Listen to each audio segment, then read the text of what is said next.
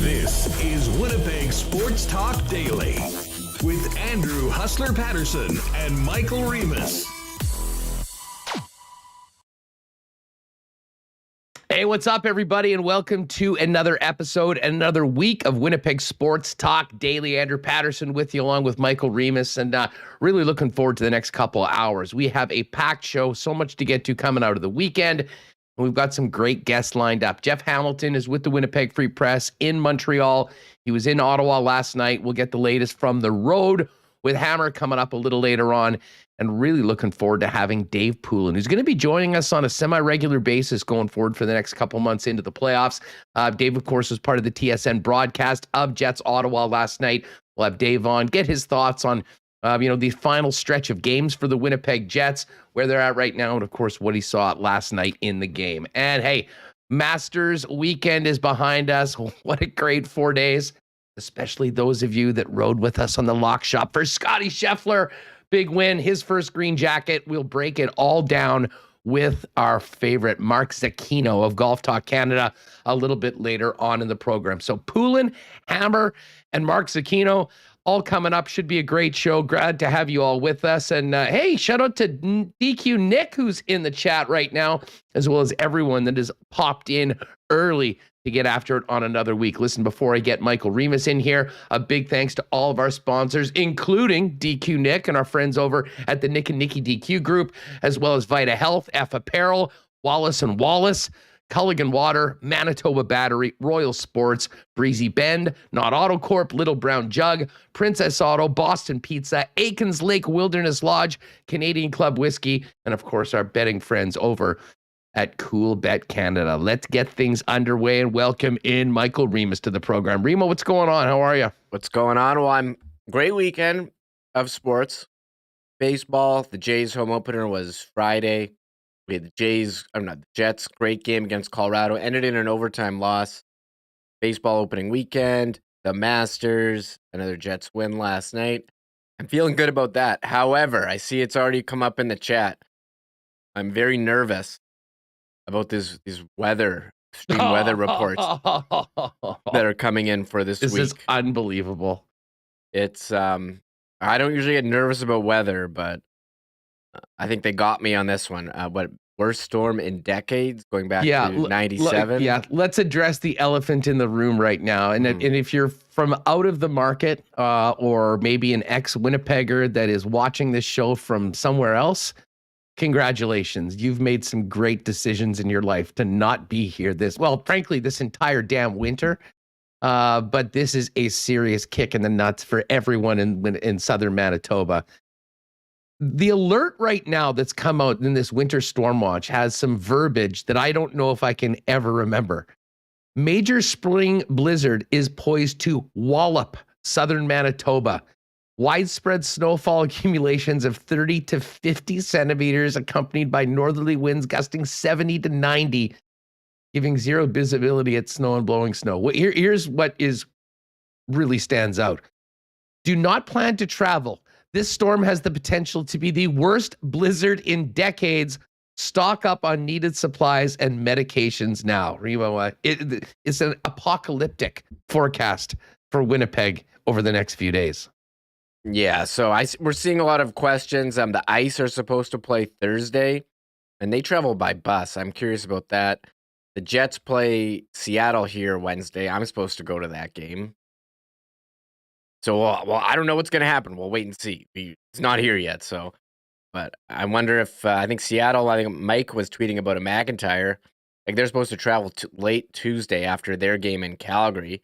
I don't know what the weather's going to be like here. I'm assuming if it's really terrible, like, they wouldn't be able to come. But, I mean, who knows?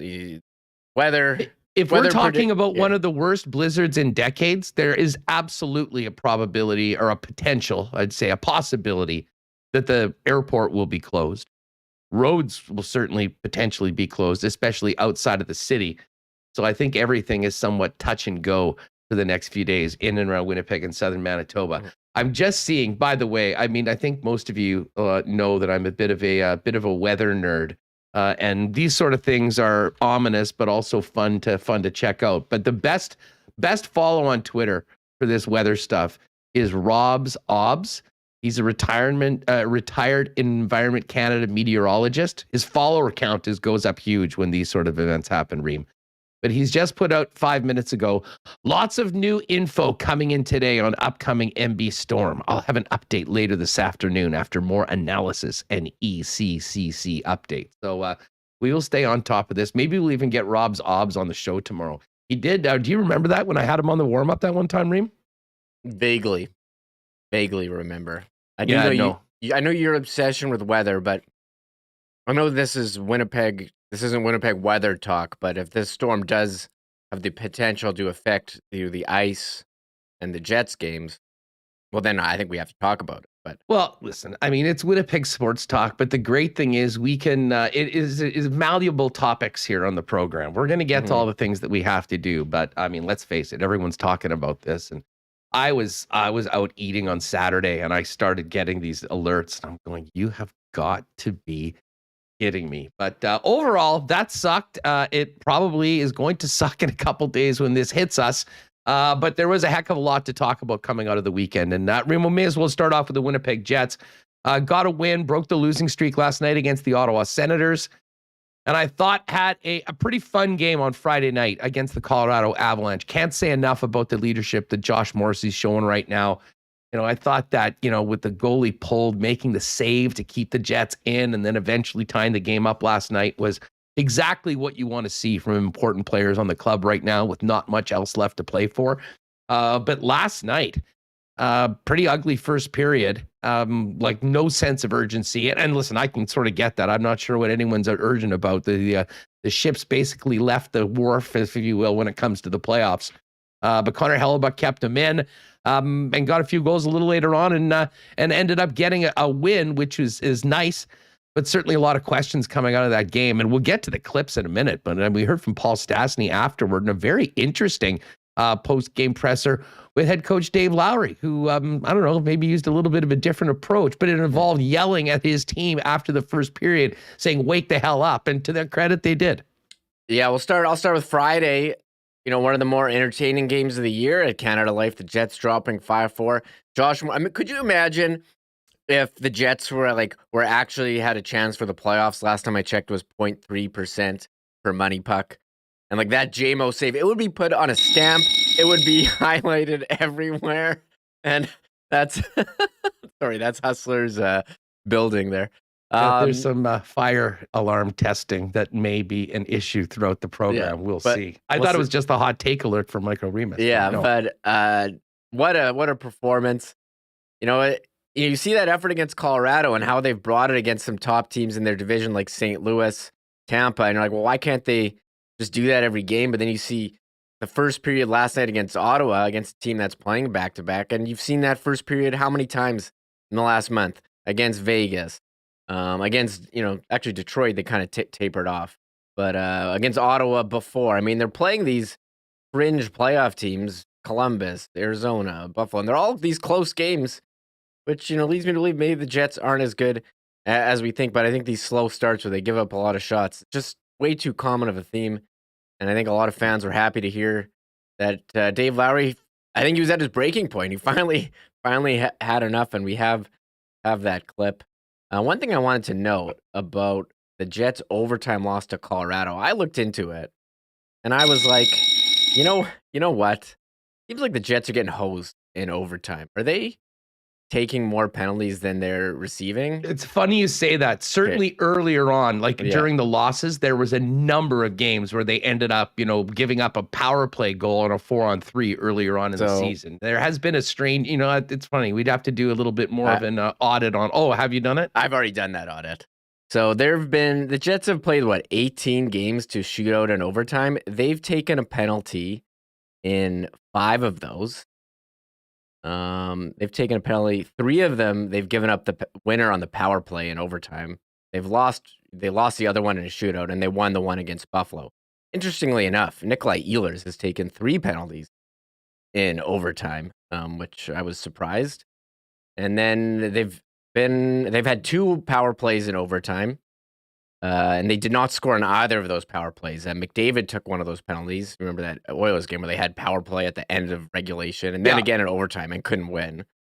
And then Crosby took the penalty in Pittsburgh, where I thought they played very well that game, but couldn't score on Tristan Jarry. So, I think when you do an audit of the season of the Jets, their play in overtime, and shootouts, I think is going to be a huge factor. The game is against Dallas. There's a lot of there's many factors overall, but I think overtime, it's just such thin margin, but they just couldn't get it done over and over. Well, you mentioned that audit. I know Darren Dreger, and we talked about this on the show on Friday, I guess, reporting that, with the disappointment of this season, there's going to be a full top to bottom audit of the organization. In some ways, I guess, an autopsy on this season going forward.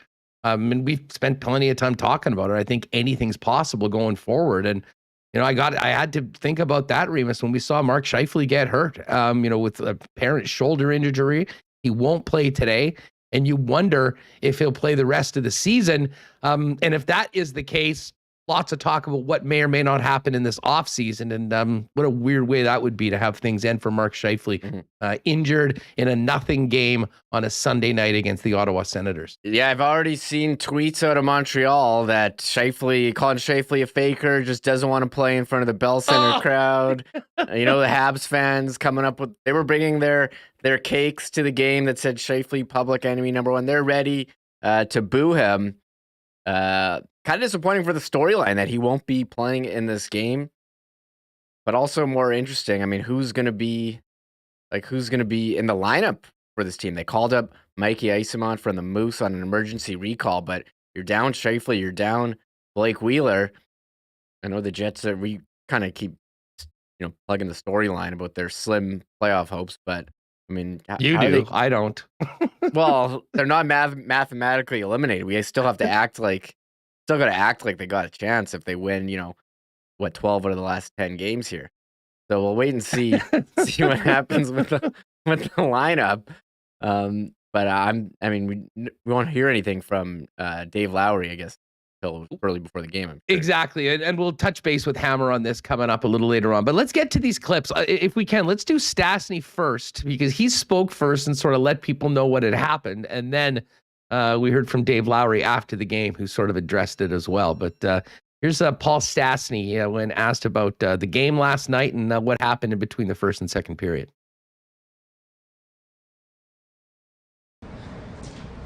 We got yelled at after the first, so it kind of woke everyone up, which is, maybe we've needed that for a while, so it was good to have. And I think it just kind of, we probably thought they're going to come out a little easier, or like a little more relaxed. They played last night, but these guys have, they've been playing good lately, so it doesn't matter. Sometimes look at us, we always play better on the second leg back-to-back for some reason. We almost got that nothing-lose mentality, and we kind of watched too much, and Bucky made some big saves there to keep the game 1-0. Yeah.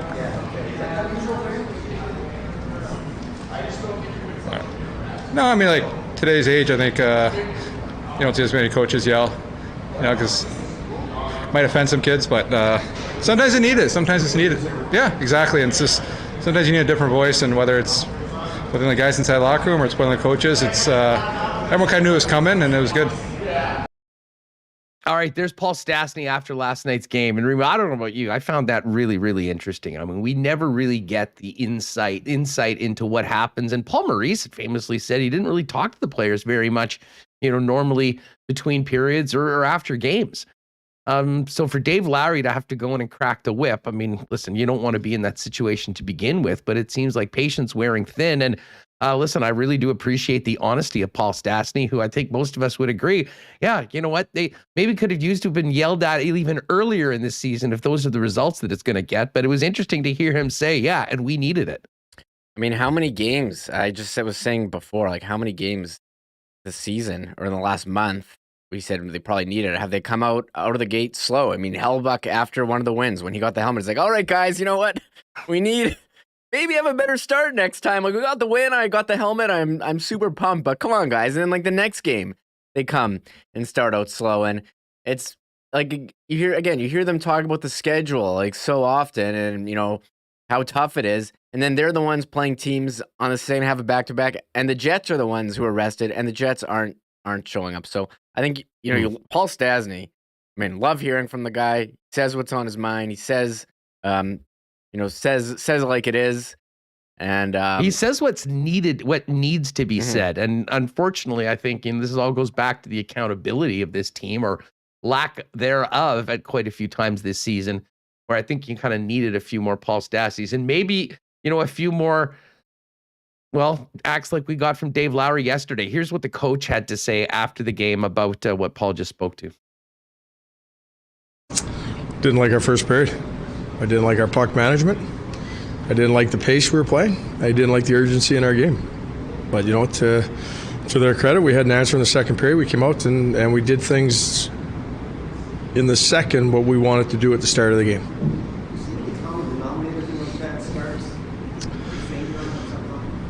Well, we're trying to make plays, and you know it's having an understanding on how to get the momentum and getting pucks in behind, and allows us to use our speed. It allows us to create, and when we're trying to make plays at the line, this is a team that they play 200 feet. They make you work for your ice. They have their D standing up because they know they have pressure coming from behind, and when you try and force the puck in, usually you turn it over and you can't get anything generated.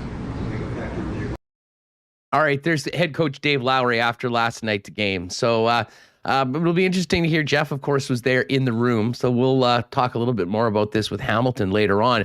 But Remo, heading into this game tonight, you alluded to the emergency recall of Mikey Eyssimont, and you know, it'll be fascinating to see how things look lineup-wise. I mean, assuming that they keep Connor Dubois with Svechnikov, you'd assume that Stastny moves into the middle, playing alongside Nikolai Ehlers. I would think that maybe Sanford gets the bump up to the Stastny-Ehlers line, and I would think that Morgan Barron potentially gets a chance to, you know, play a few more minutes along with Adam Lowry and Mason Appleton, and Eyssimont comes in on the fourth line. That's sort of what I'm leaning right now. But I guess, as you mentioned, we really won't know probably until warm-ups or the beginning of tonight's game. Yeah, and I don't think we know about the goalie either. I mean, I'm going to assume because it's back-to-back that Comrie is going to go in. The last time they played back-to-back, he was playing in against Toronto. And it is going Montembeault for Montreal, who was not good the last time these two teams played, where the Jets had a 4-0 lead, then it was 4-4, and then they won 8-4. And what a wild game that was. You know, I thought maybe I'd like to see Mason Appleton get a shot. I think he's played well, but I think he's kind of staple to Adam Lowry, and Sanford's the odd man out, and he's played up there earlier this year. And how about, you know, the chemistry that Ehlers and Stastny have had? You know, Nikolai Ehlers scoring the goal. I mean, technically he was awarded the goal, but that pass to Stastny on that 2-on-1, ooh baby! I mean, the speed that he whipped that thing over on Stastny's stick on the back of the net, that was beautiful. And Stastny did speak after the game how he likes playing with Nikolai Ehlers, and we, you know, talked about how, you know, him and Scheifele, sometimes it worked well, sometimes didn't. I do also want to point out from last night, I really enjoyed, didn't enjoy, but Brady Tkachuk's first goal on the power play. I don't think I have ever seen a penalty kill that leaves two guys all alone in front of the net, where one guy is doing a through the legs drop pass to the other guy who's literally 2 steps next to him, and Tkachuk just buried it. I don't know Tkachuk's career numbers against the Jets. It seems like they're pretty good, and he had 2 yesterday. The other one, another nice, possibly high stick, but nice hand-eye coordination on that one. That was wild. I can't remember a guy batting the puck out of the air so perfectly as that. I mean, he essentially did a baseball swing and just teed the thing up and like right into the net, into the top corner. Yeah, they were talking to the broadcast. Like Kevin Sawyer was pretty sure it wasn't going to be in. Had me convinced. Didn't convince the officials who said it was. And I have no idea. Like, they show these replays. It could go either way. I was leaning. It looked kind of like it was under. It was very close. I have no clue. But yeah, it was a goal. But the penalty kill. I looked at the Jets' penalty kill this year, and this is something they'll have to look at. I mean, it's like third last, 29th in the league, and that's not going to get it done. Like, you're not going to be a playoff team when your penalty kill is down there with Montreal and Arizona. 20th. Vancouver, Detroit, Arizona, Montreal is just ahead of them. So Ottawa, I mean, the way the Jets talk about Ottawa, how they're like a fast-checking team. They played. You'd think Ottawa was like one of the top teams in the league, but they are not. They are at the bottom, bottom of the Eastern Conference, near the bottom. Yeah, well, it was they're done with the Sens. Habs tonight, as you mentioned, no Mark Scheifele, so maybe some of the hype around the game will be lost a little bit. A few less bloodthirsty fans potentially at the game tonight. And again, we'll talk to Jeff about how this team looks. There was some work done by the organization over the course of the weekend, though, Remis, that we should talk about. A couple of Winnipeg Jet draft picks signing deals. Henry Niekkonen, who is a 2019 fourth rounder, and Daniel Torgerson, a 2020 second round pick, both signed ELCs with the Winnipeg Jets. And it looks like they're going to be on their way to play with the Moose for the rest of the season, as they both have AHL PTOs. So these aren't players we've spent a lot of time talking about, but obviously the Winnipeg Jets organization have some high hopes for him, and we'll get a chance to see him in town, potentially in the lineup for some playoff action downtown. Yeah, we'll see about that. Henry Niekkonen playing this year in SM Liga. He's got 12 points in 60 games, as you said, a fourth round pick in 2019. Daniel Torgerson playing in the Swedish League, AIK. He's got 17 points in 40 games. Some nice forward depth there for the Moose, and as they call up Mikey Eisman, and if more players keep getting hurt, I mean, we don't know how long Scheifele and Wheeler are going to be out. I mean, they're going to need some bodies. So it seems like a lot. We saw these college dudes who were playing the Frozen for the weekend sign their entry levels, and the Jets doing some signings of their own here on a Monday morning. Yeah, no doubt about it. Now, as far as that, and again, we'll talk more Jets. We'll get Dave Poulin's thoughts on it, as well as touch base with Jeff Hamilton coming up a little later on in the program.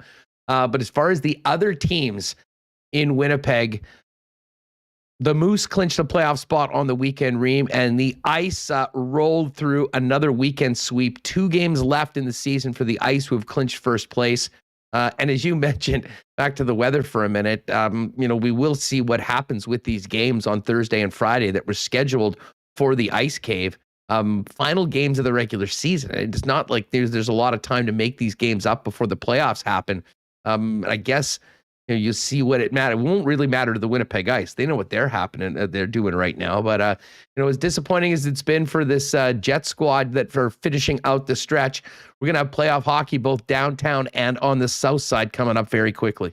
Yeah, I see the Moose making the playoffs and how strong their team has been this year, despite having constant lineup changes. And I'm bringing back memories of the Moose 1.0 making the playoffs and going to games at Canada Life and the Calder Cup playoffs. I remember the last year of Moose 1.0 and other times. So I think that's exciting. The Ice, I was looking forward to seeing Connor Bedard in Regina this week, but with this storm coming, my plans might be up in the air. So, but there are going to be playoffs, big game. There are playoff hockey coming in Winnipeg with Moose and the Ice. Even if we don't have the Jets, I think we can still cheer on these guys, and it'll be fun to follow. So that's something we'll be watching as the months continue. You got it. All right, so more Jets talk coming up. We'll probably ask Dave Poulin about the Masters too. I know he would have been tuned into that. We'll get to that in a couple minutes. And then Jeff Hamilton in Montreal a little bit later on. Full Masters breakdown with the Z-Man, Mark Zecchino, coming up a little bit later on in the program. Hey, I do want to give a big thank you and shout out to Wallace & Wallace, our newest sponsor here on Winnipeg Sports Talk. Wallace & Wallace are Winnipeg's fencing and overhead door specialist. Hey, you've seen their trucks all over the city. They've been serving residential and commercial customers here in the Peg since 1946. If your property needs the security and protection of a new fence, or if winter has done a number on your old one, call them. Vinyl, ornamental, welded wire, chain link, or wood, they've got the right fence for you. There you go. It's the doorbell. Oh, great. They're just checking the fire alarm as we're doing the program. Live television and radio. Always fun. Hey, if you do need work on your garage door, they've also got Winnipeg's largest selection of overhead garage doors. Hey, you can give them a call, 452-2700. Ben, Charles, Mark, and the rest of the experts at Wallace will arrange a time to come out and give you a free estimate. Visit them online at wallacefences.com or pop down to their showroom on Lowson Road off Kenniston. Hey, our friends at Vita Health Fresh Market are stocked with Winnipeg's best selection of local, organic, and natural grocery supplements and beauty products, all at great prices with an amazing, knowledgeable staff trained on these products to help you get what you need. And hey, if you're into organic produce or local grass-fed meats, or a great grab-and-go deli with delicious Vita Market salad, soups, and sandwiches, Vita is the place for you. 7 Winnipeg locations, including their newest store in Linden Ridge. And check out their newly fully shoppable website at myvita.ca to schedule a delivery with Instacart. And hey, our friends at F Apparel are Winnipeg's leaders in custom suits for men, really a full line of custom clothing for any occasion, including suits, chinos, golf pants, untucked dress shirts, shoes, ties, accessories, and more. Every guy needs at least one suit that fits and looks great, and F's custom-made suits start at just $400. They are the top choice in Winnipeg for wedding and grad suits. If you got a big event coming up and need to look great, F is here for you. Wedding parties get 15% off when the group buys their suits from F Apparel, and a great promotion on right now for high school seniors getting ready for their high school graduation. 190 Smith Street downtown. Go see our friends at F Apparel, and you can see them online at fepapparel.com. All right. We will have Jeff Hamilton in Montreal coming up in about 20 or 25 minutes, but right now, let's welcome in Dave Poulin, TSN Hockey, for the latest on the Jets. Dave, welcome back to the program. I do want to get to the Jets and the hockey story, but I know you probably spent a little time earlier watching TSN. What did you think of the Masters tournament? Absolutely loved it. I've had an opportunity to go down to it. I haven't ever played it, but to watch, and it is not many things exceed your expectations. Like, you go in and you're like, this is so unbelievable. And yesterday to watch the competition, and the problem is no lead is ever safe. He's leading by 5, he's leading by 6, and it's not safe. And down the stretch was so good, so entertaining. And then the 4-putt on 18, all I could think about, Andrew, was we get really upset when a guy loses somebody on a back check, doesn't cover the right guy in front of the net, because for that microsecond in the 35-second shift, he's not focused. We had the best golfer in the world on a roll, not focused on the 18th green. And he couldn't make a 2-foot putt. He couldn't do it. He absolutely couldn't. So you just think of how much focus is required to do what he did, through 4 rounds of golf and just magnificent effort. He's been coming for a long time, and to see him put it all together was really fun. You might have liked a little more push, but at the Masters, there's always a push because someone can come from 5 shots down. Well, I can tell you, as someone that had a ticket on Mr. Scheffler at 18-1, I was more than happy with a little bit of room, because it's never done until it's done. And of course, we got to see Tiger. And you want to talk about heart of a champion. I mean, you knew that this was going to be a real grind for him through the weekend, Dave. And listen, it wasn't vintage Tiger. He putted horribly. But just to see him go up the 18th hole at Augusta, back as a member of the Masters tournament, actively playing, was a real highlight for a lot of people. Just phenomenal. You have to remember, we're seeing arguably the best in the history of the game, and we were right in our wheelhouse through his prime. And to get to do that, and to really, I was fortunate when I played, and I think I saw a couple of the best up close and personal, far too up close and far too personal, in Wayne Gretzky and Mario Lemieux. But when you're watching things happen in sport and you're watching the best, and Tiger in his prime, we lived in the Chicagoland area when I was at Notre Dame, and we used to go to the Western Open every year. And I knew a couple of guys on tour, so I said, okay, so fill me in on Tiger's routine. And they said, well, at that point, they always gave him the first stall at the range because if he walked along, he disrupted so much. So they literally give him the first stall. So we got his program down, and my oldest two are identical twins, and they were high school golfers. So we got there early. We sat right behind the first stall, no one around. And my girls were like, Dad, what are we doing? And I said, just be patient, just wait. And you could feel the wave coming across the parking lot. So this is like 98, 99. And you could feel him coming before he arrived. And then he wheeled in right in front of us, Stevie Williams. And so maybe 15 feet away, we were in the front row of the bleachers right behind him. Watch the whole warm-up routine. Watch the aura. And my girls still talk about it to this day every time they see him on TV and on what that meant to be that close to him and to watch. But he was moving about 3 holes of the golf course. So if you wanted to see him, you had to be 3 holes ahead, and the entire holes were moving. Just to see him come back, to see what he battled through physically, just phenomenal to watch. Dave Poulin's with us. Dave, let's move it over to hockey. Of course, you saw the Jets and Sens, and we know it's interesting. You mentioned focus and how important it is to have focus at the best of times. What do you make of the challenges right now for the Winnipeg Jets and for Dave Lowry to keep this team focused? We saw some of those challenges last night in the first period. You can't think of it on the whole. You have to think about just the piece of it. You just have to think about the next shift, the next period. You really do. And you know, to take it back to golf, it literally is the next shot. And right now for the Jets, it's the next shot. It's not the period even. It's not a game.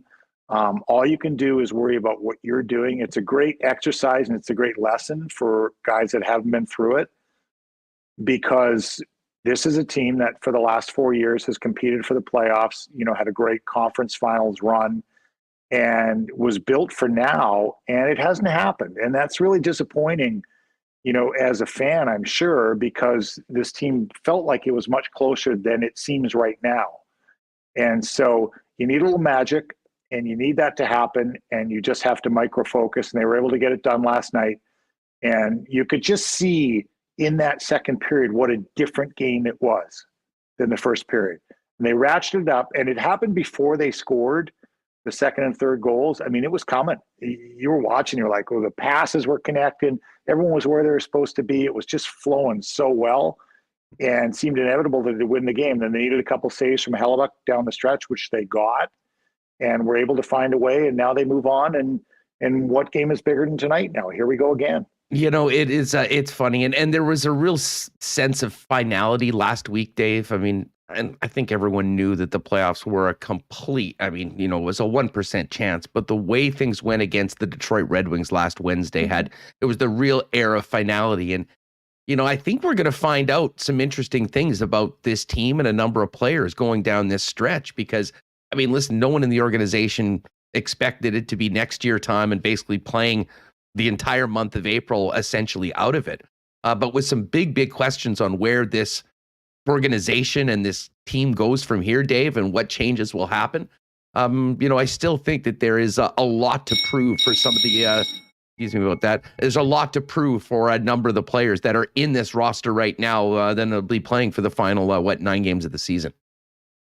I was going to ask if we're on a party line here. I thought it was, I thought someone else was ringing us in Green Acres up at the top of the telephone pole. You know, it is a, we used to say it all the time. If you want to stay together, you have to win. I mean, that's the bottom line. And, you know, this group has had a run. We focus back, you know, on a quite a different team, certainly a totally different D core and a number of different forwards that went to the conference finals. But the core of the team is still there, you know, and the core starts with number 55 and number 26, and it grows from there. Pierre-Luc Dubois is certainly a new piece that I think is a core piece. And Josh Morrissey is definite core piece on defense. The pieces should add up to more, Andrew. And you know, when I was looking at the D last night for my TV hit, you looked at adding Dillon and you looked at adding Schmidt and you said, okay, the D's got to be better.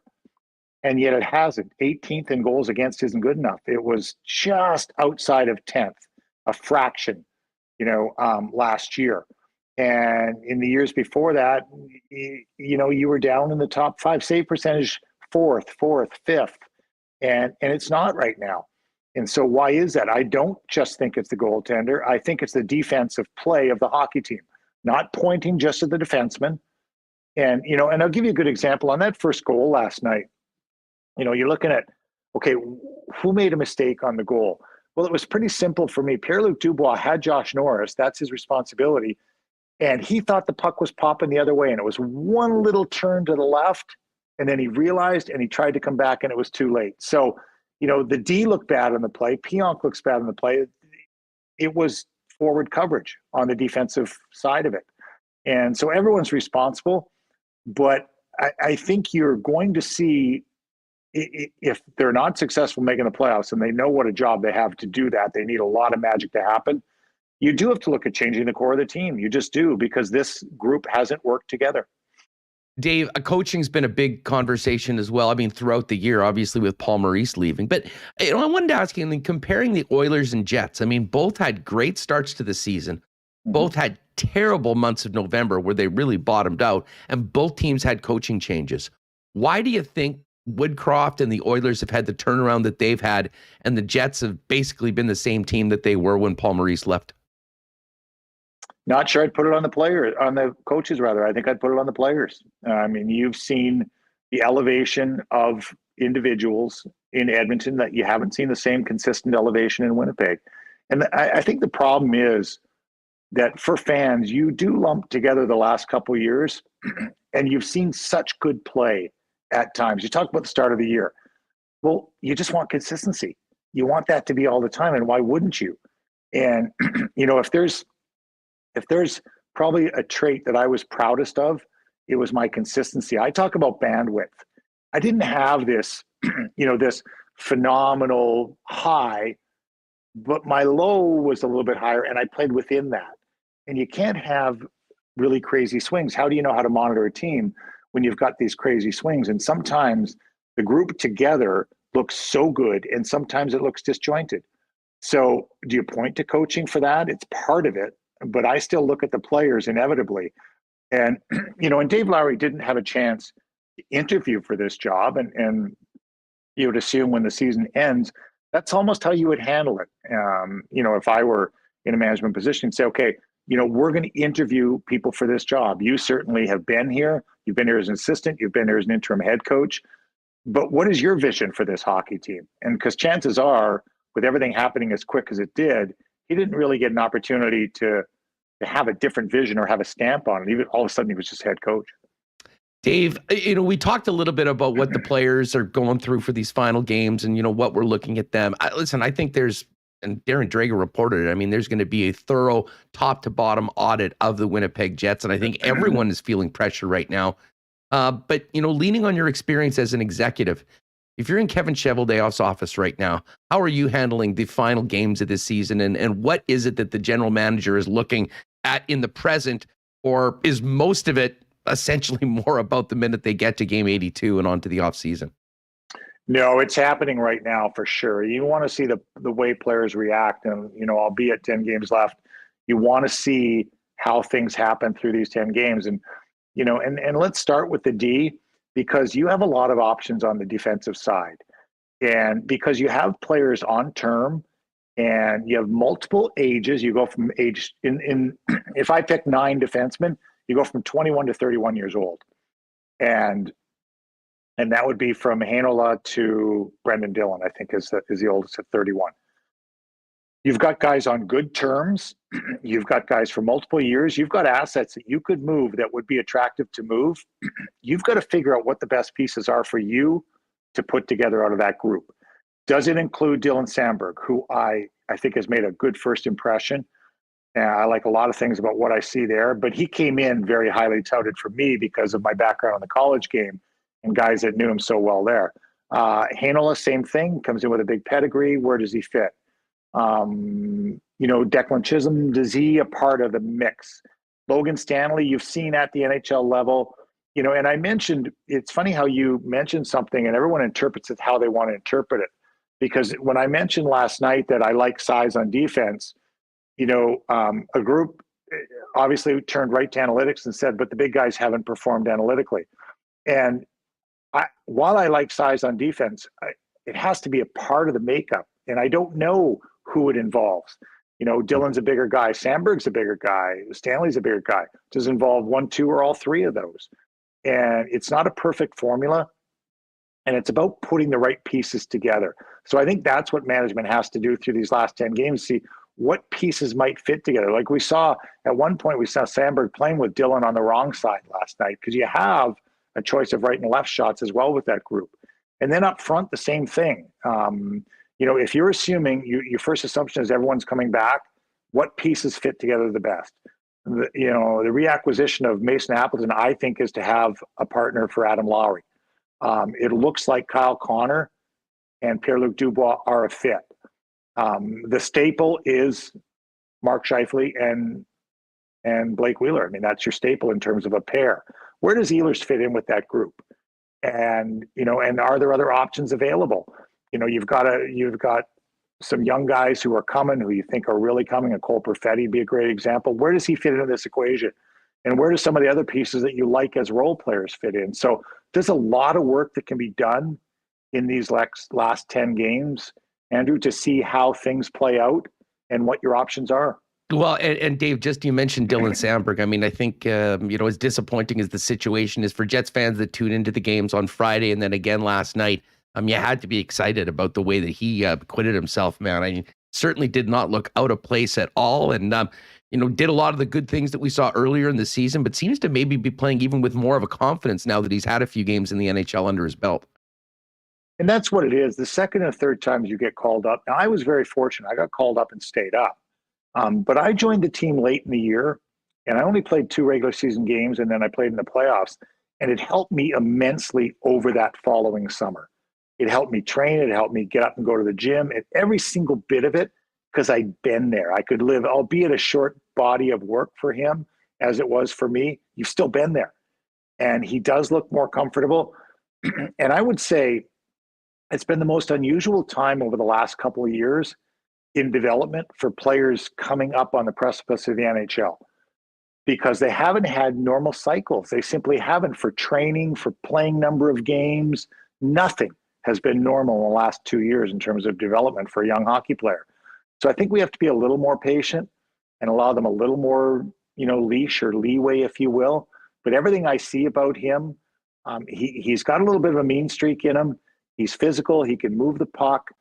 He's a good sized guy. So there's a lot of components there to like. Dave Poulin's with us here on Winnipeg Sports Talk Daily.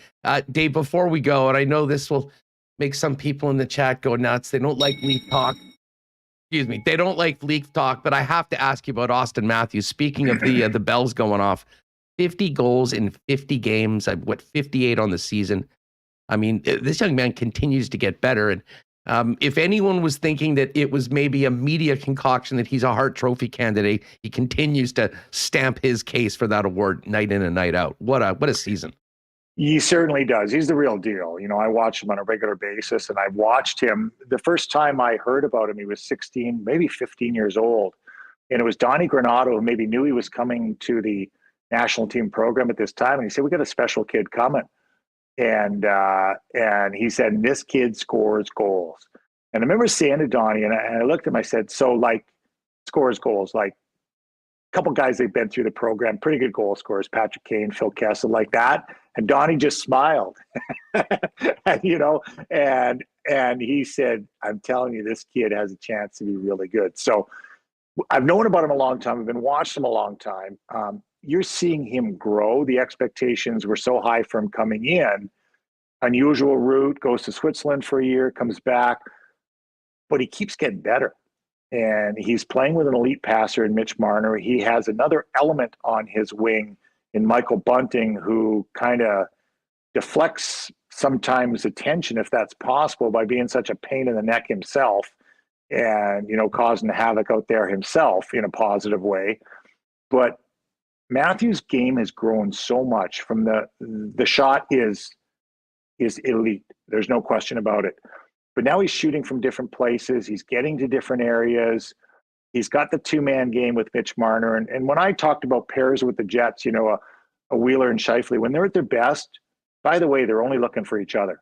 Like they might pay lip service to a left wing, but they're just looking for each other. And that's what Marner and Matthews are. And Matthews is looking for him. He's looking to get it back. Marner's is looking for Matthews to be the scorer all the time. And so it's an unusual, trend, I think, to have so much attention focused on him and to answer. I expect him to score every night. Like I look at him, and I think the players that I played with, the only two guys I played with that expected to score at that point and did it were Timmy Kerr, who went like 54, 58, 58, 54 in the quietest 450 straight goal seasons, probably in the game. And then Cam Neely. And Cam Neely was 50 and 49 the year after I left the Bruins, but I'd watched him closely as an elite goal scorer. And the expectation is every time they go on the ice, they think they're going to score. Every single shift, every single game. And you're seeing a little bit of that in Kyle Connor now. And I think, when he goes out there, he's expecting that. Well, he expects it. His teammates expect it. The other team expects it. And that's what's happening right now with Matthews. Yeah, well, lots of pressure come playoff time because none of it's going to matter if they go out quickly, and we all know about that, Dave. Hey, what are you working on this week?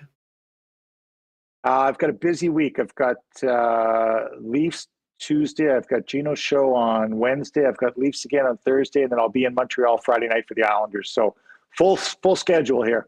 Dave, thanks so much for doing this. Looking forward to our next chat. Have a great week, and thanks for doing this. Always a pleasure. Have a great day. All right, great stuff with Dave Poulin, and we will have Poulin joining us on a semi-regular basis, as I mentioned. Really looking forward to that. Always a pleasure having Dave on the program. We're going to get to Montreal. Jeff Hamilton from the Winnipeg Free Press will join us in a few minutes. Before we do that, a big thanks to Culligan Water for their great support of Winnipeg Sports Talk. Culligan Water have been the leaders in the water game here in Winnipeg and southern Manitoba, serving Manitobans for over 65 years in business. They really do it all. Water softeners, filters, bottled water coolers, whole home systems, drinking water systems, and citywide water delivery services, as well as commercial and industrial water products and solutions. Whatever your water needs are, give Culligan a call, 1200 Sargent Avenue, or on the line on the horn, 694-5180. And of course, you can find them online at drinkculligan.com. Well, this cruel joke of the weather system coming in, we thought we were done with winter. We've been, keeping these cars going all winter long, courtesy of our friends over at Manitoba Battery. But it looks like the snowblowers might be needing to get juiced up for the next few days, unbelievably. Allegedly, spring is here. And when you get into spring cleaning, of course, Manitoba Battery's got all the batteries to help you on those big projects or jobs.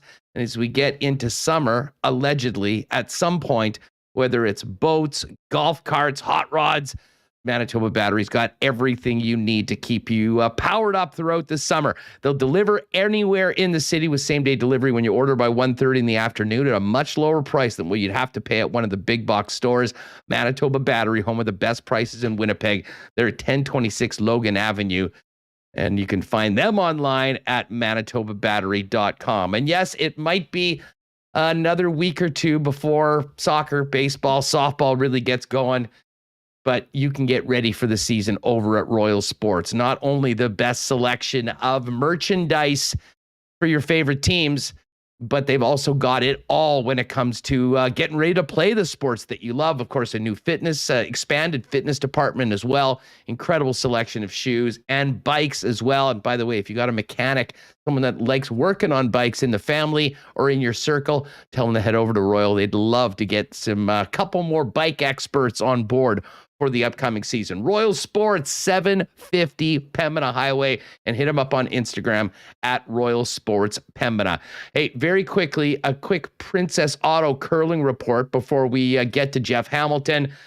Brad Gushue, great week, just ended up falling short, losing to Nick Edin for the World Championship in Vegas. Some iffy ice conditions challenged both teams yesterday, but it was Nick Edin, who's been one of the top teams in the world for the last number of years, getting that gold medal. Of course, the Princess Auto Players Cup still to come in a couple weeks. to finish off this season. The final time we'll see so many of these top teams before they change and go into their new incarnations next year. Of course, Princess Auto is the spot where you'll find the best deals on the most unique assortment of tools and equipment around. Everything you need to complete the projects on your list or start something new is at Princess Auto. Visit them on one of 2 local locations or shop online 24/7, 365 over at princessauto.com. All right, let's get to it. It is hammer time, I believe, from beautiful Montreal, Quebec, as the Jets continue this quick road trip before coming back home, allegedly for the Seattle Kraken. We'll see whether the weather cooperates with that. Hammer, what's up? How are you? And welcome back to the program. Hey, Huss, great to be on. I should let you know, as someone who's done investigations and has handled and has dealt with the word allegedly, it doesn't save you from anything. So if you start throwing out allegedly and start burning some people, those lawyers will not help you. So it's just one of those phony words. But other than that, doing awesome here, man. Sitting in beautiful old Montreal. I decided to nestle up here for the night, and looking forward to winding down the season with game 74. Have you extended the trip at all a couple days, which could be more days considering what is apparently coming in right on the heels of your scheduled arrival in Winnipeg? You know me too well, Huss. I've gotten a new driver's license. I've resident. I have established myself in Montreal. I'm weighing my options of going back to Ottawa on the train. I love taking the Via Rail train between those 2 cities. So I have decided to extend my trip, which might be further extended depending on what happens here over the next few days. No doubt about it. Well, let's get to last night's game first, and maybe the weekend overall. I'm really impressed with what Dylan Samberg had to say. That's the Samberg alarm. Everyone's very excited about him. Yeah, no, I lived in a condo that used to do those every once in a while too, so I hear you. But the game last night, listen, another terrible start for the team. Connor Hellebuck kept the team in, and it sounded like an interesting first intermission for both the players and the coaching staff, or one Dave Lowry, which seemingly got things turned around in the second period. Certainly they're going to be happy that they ended that 4-game losing streak, but it's a weird time for the Winnipeg Jets. What'd you make of the game, and what'd you make of what we heard from Stastny and Dave Lowry afterwards? Yeah, absolute trash first period, obviously. I mean, it was, it's one of those things where you hear in the morning, there's belief and there's hope and all these things. And then you come out, in the first period and pretend like there's no belief or hope or heart for that matter. And I mean, it'd be one thing if Ottawa hadn't played the night before, hadn't flown, had arrived back home in the wee hours after playing New York, and because they are a feisty team. They are a team that they're not exactly stacked with superstars, but they do try. But they did play the night before, and so to see Winnipeg clinging to their playoff hopes and coming out with an opening 20 minutes like that, I mean, they were fortunate to be tied 1-1 and not in a much deeper hole, and then. Certainly, I understand that something clicked, obviously, in the second period. They started to play better against a team that they should be playing better against, but I wasn't all that convinced, by the end of the game either. I mean, this wasn't a game that they could have easily lost. I mean, that last 2 minutes and 40 seconds with the goalie pulled, I mean, Connor Hellebuck again. I mean, I know that he's gotten some criticism this year and certainly hasn't played, maybe to the expectations of a lot of fans from what, compared to what we've seen in previous years. But that was just another game where the goalie bailed them out while, the defensive zone game was just trash. So, you got the win. I think it's exciting. I think it's hilarious, not exciting that, when you look at Friday's, loss, everyone treated it like it was a victory because they came close to the Avalanche. You know what I mean? I mean, that's where the bar is right now for the Winnipeg Jets. And I think it was more, Jeff, to be honest, that it was more a professional effort. And you mean more of an energy? Yeah, because it did have that kind of feel, right? Where that excitement after goals, you could see that emotion, right? And I think, I agree with you. But, at the end of the day, Colorado is not going balls to the wall in the final, 10, 12 games. They are, resting to a certain degree heading into the playoffs. They have bigger fish to fry. They played their backup goalie. There's not a lot of respect from the Avalanche with the Jets. And so the Jets had this, emotional outbreak and lost. So, anyway, moving on back to yesterday's game. Well, here, just actually let's back up for a minute, because I mean, listen, if you saw the show on Thursday, I mean, I was apoplectic about what happened on Wednesday night against the Red Wings, and it wasn't that, oh my God, the Jets were going to make the playoffs and now they're out. But it was an emphatic statement by the team, regardless of anything that anyone says, that they realize that this season is over for the Winnipeg Jets right now. And then you move into that game where, to be honest, like I said on Friday, I'm hoping the team comes out, plays hard for the home fans that are actually there, and shows, and you mentioned the word heart. I mean, shows some heart and shows that level of pride that, you know, we haven't seen at all times. And I'll single out Josh Morrissey, because he's a guy that has a very difficult time right now. I mean, he's been thrown out over and over again, you know, having to face some of the toughest questions. And we saw the way that he, you know, was laying it on the line with a pulled goalie, making a save, and then being able to turn things around, and then spoke to it afterwards. I mean, I think that there's every single person in that room absolutely knows that this team is not going to the playoffs right now. And I mean, the challenges right now, Jeff, is to come out and to show that they care, to be honest. I mean, like, I from your perspective, I mean, we know that this team's not in the playoffs. What are you looking for each and every night when this team goes out right now? To be frank, give a shit. You know what I mean? Like that. Exactly. That's how low the bar has gotten. I mean, you know, if you, you know, words are just words if they don't get put into practice. And I mean, I can't imagine being a Winnipeg Jets fan, because especially if you put money towards this team, because all this city wants, all this province wants from its sports teams is a solid effort. I mean, I honestly believe that. I mean, obviously you want victories, you want wins, but I do think that this fan base, win or lose, appreciates a hard effort. And I don't know if we've seen that all season. Now, of course, we've seen it at stages in the year, but this hasn't been a team that has been in a position and fallen. This is a team that hasn't lived up to expectations since ultimately the first week of the season. They've never caught on, beginning with a tough road trip out of the gate. And then, you know, if it isn't too much of a schedule or COVID or, you know, all these excuses we've heard throughout the year,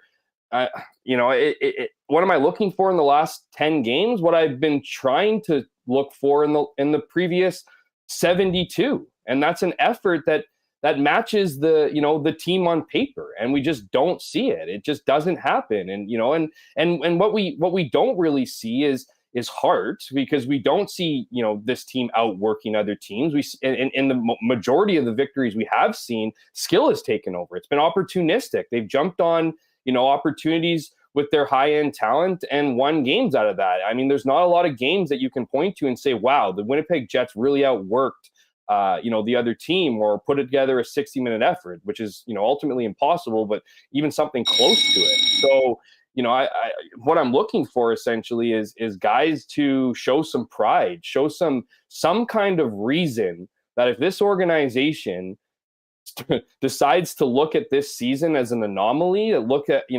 all the, you know, issues they dealt with, you know, again, whether it be scheduling with, you know, all these games, which they made their own bed, right? I mean, they postponed a lot of these games because they couldn't sell tickets. And I understand that from a bottom line for sure.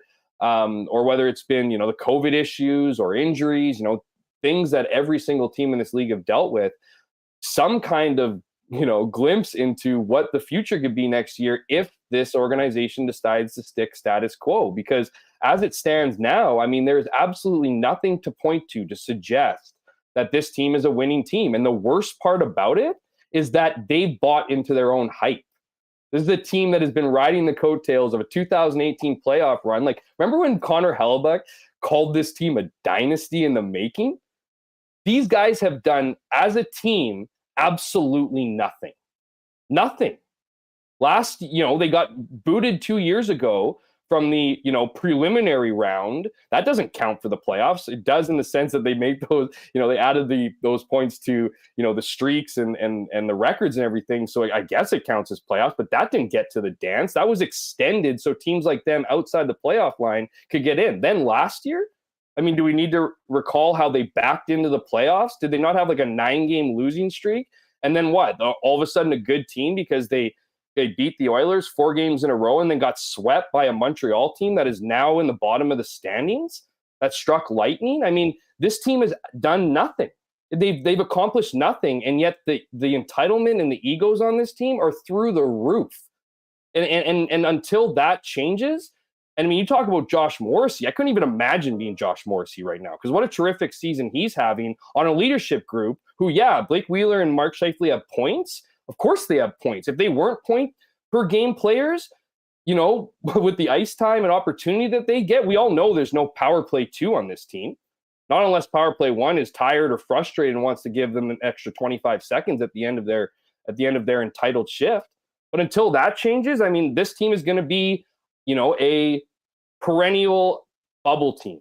Contender is not in the vocabulary of this team so long as they play, or so long as they're made up with who they have right now. And that's and there is no anomaly from this season. That is what we see. That is what we'll get from a club that struggled for years and continues to struggle this season. Yeah, I'll say this about Connor Hellebuck. He says that stuff because he believes it. He's the one guy that I think, you know, we never have to bring out the BS meter when he's speaking, because that's just the way that he is. Now, it might have been a little aggressive, might have been overly optimistic, but listen, that's him. But you are right. I mean, they've been kind of running this back with this group for, you know, the last 4 years, and the results haven't been there. And we're now at a point, Jeff, where, I mean, I really do believe, and I know Drager reported this last week, and I think it goes without saying that there is going to be, and there has to be, a full audit top to bottom of what this team is. And listen, I know there are the people that will just see what's happened before and say, well, this is the way they operate, and they're just going to keep doing it. I personally don't believe that. I think this is going to be the most significant offseason maybe since this team got here in, 11 years ago. And I was even one that said, listen, I really do think Kevin Cheveldayoff is going to be the guy that's going forward. But even now, I'm thinking that maybe is less likely than at least I would have thought a couple weeks ago. But whether it comes to management, certainly coaching staff, and absolutely the core of this team, there has to be significant changes. And I really do think that we are going to see that. Yeah, you know what? We've been talking about this for weeks. Yeah, it's possible. I think it's going to take everything, low attendance, even lower than it is already right now, possibly more bad hockey for the rest of this season. Who knows what players say in the garbage bag day. I don't see a lot of players, looking inward. I'm not necessarily suggesting they're going to be a bunch of excuses, but I mean, this is the culture that Kevin Cheveldayoff built from the beginning. It started with Andrew Ladd, it was inherited by Blake Wheeler. You want to talk about accountability. I mean, Dave Lowry yelling. I didn't even answer that question off the top. Like, Dave Lowry yelling at this team. Like, did he just hit his breaking point? I mean, he can't think that's what it sounded like. He can't think that he has this team next season. It was an interesting post game. That was an interesting post game presser from Lowry. I mean, there's a lot of times. I mean, listen, he's not Maurice. He's not going to come and spin a bunch of wild tales. But I mean, it was quite clear, especially with his first answer. I mean, he did not hold anything back on just how ugly that first period was, and it sounded like it came out. And I'd be fascinated to find out, like, if that's just a completely rare occurrence, or that's been happening all season long, or whether, to your point, it was finally just El Snapski knowing that, you got 9 games left in this season, and then, everything's on the table. Well, let's look over to Paul Stastny's comments. I mean, I'd like to say they were subtle, but they weren't. Nope. He's been saying it forever, and I think he's talking to 55. Now, I'm not going to put words in his mouth, but he plays on a line with Mark Scheifele. And he said a couple weeks ago that he wanted to play center, because he's probably feels like he's playing center as the winger. And so, and you know what? Look, we've talked lots about Mark Scheifele. I mean, for some reason, I'm attached to your brand about trading him. You and me have gone into the history here as people talk, as you and I chatting about it. I'm not even advocating to trade Mark Scheifele, but something needs to be figured out with him. I mean, something, it doesn't even feel like a hidden secret that he's playing against Dave Lowry's systems. There's no interest in it. I mean, the younger guys, who is he talking about? Like, guys getting offended from the coaches? Who's he talking about? Logan Stanley? Is he talking about Nick Ehlers? Like, is he talking about Kyle Connor? Like, he's talking about younger than him, which is everybody.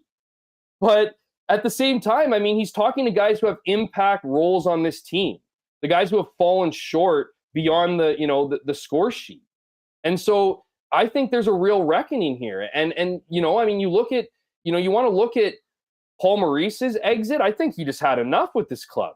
I think he saw a team that was impossible to reel in, saw probably the writing on the wall and where this team was headed. And I mean, I think that Paul needs to have some ownership of that, because I think he was the one that let things go wild. I think he got to a point where the accountability was now impossible because those guys got whatever they wanted, right? Because guys were never held accountable, because guys, whether, they made mistakes, were never, and mistakes happen, but, giving opportunities. This is a hierarchy-based team.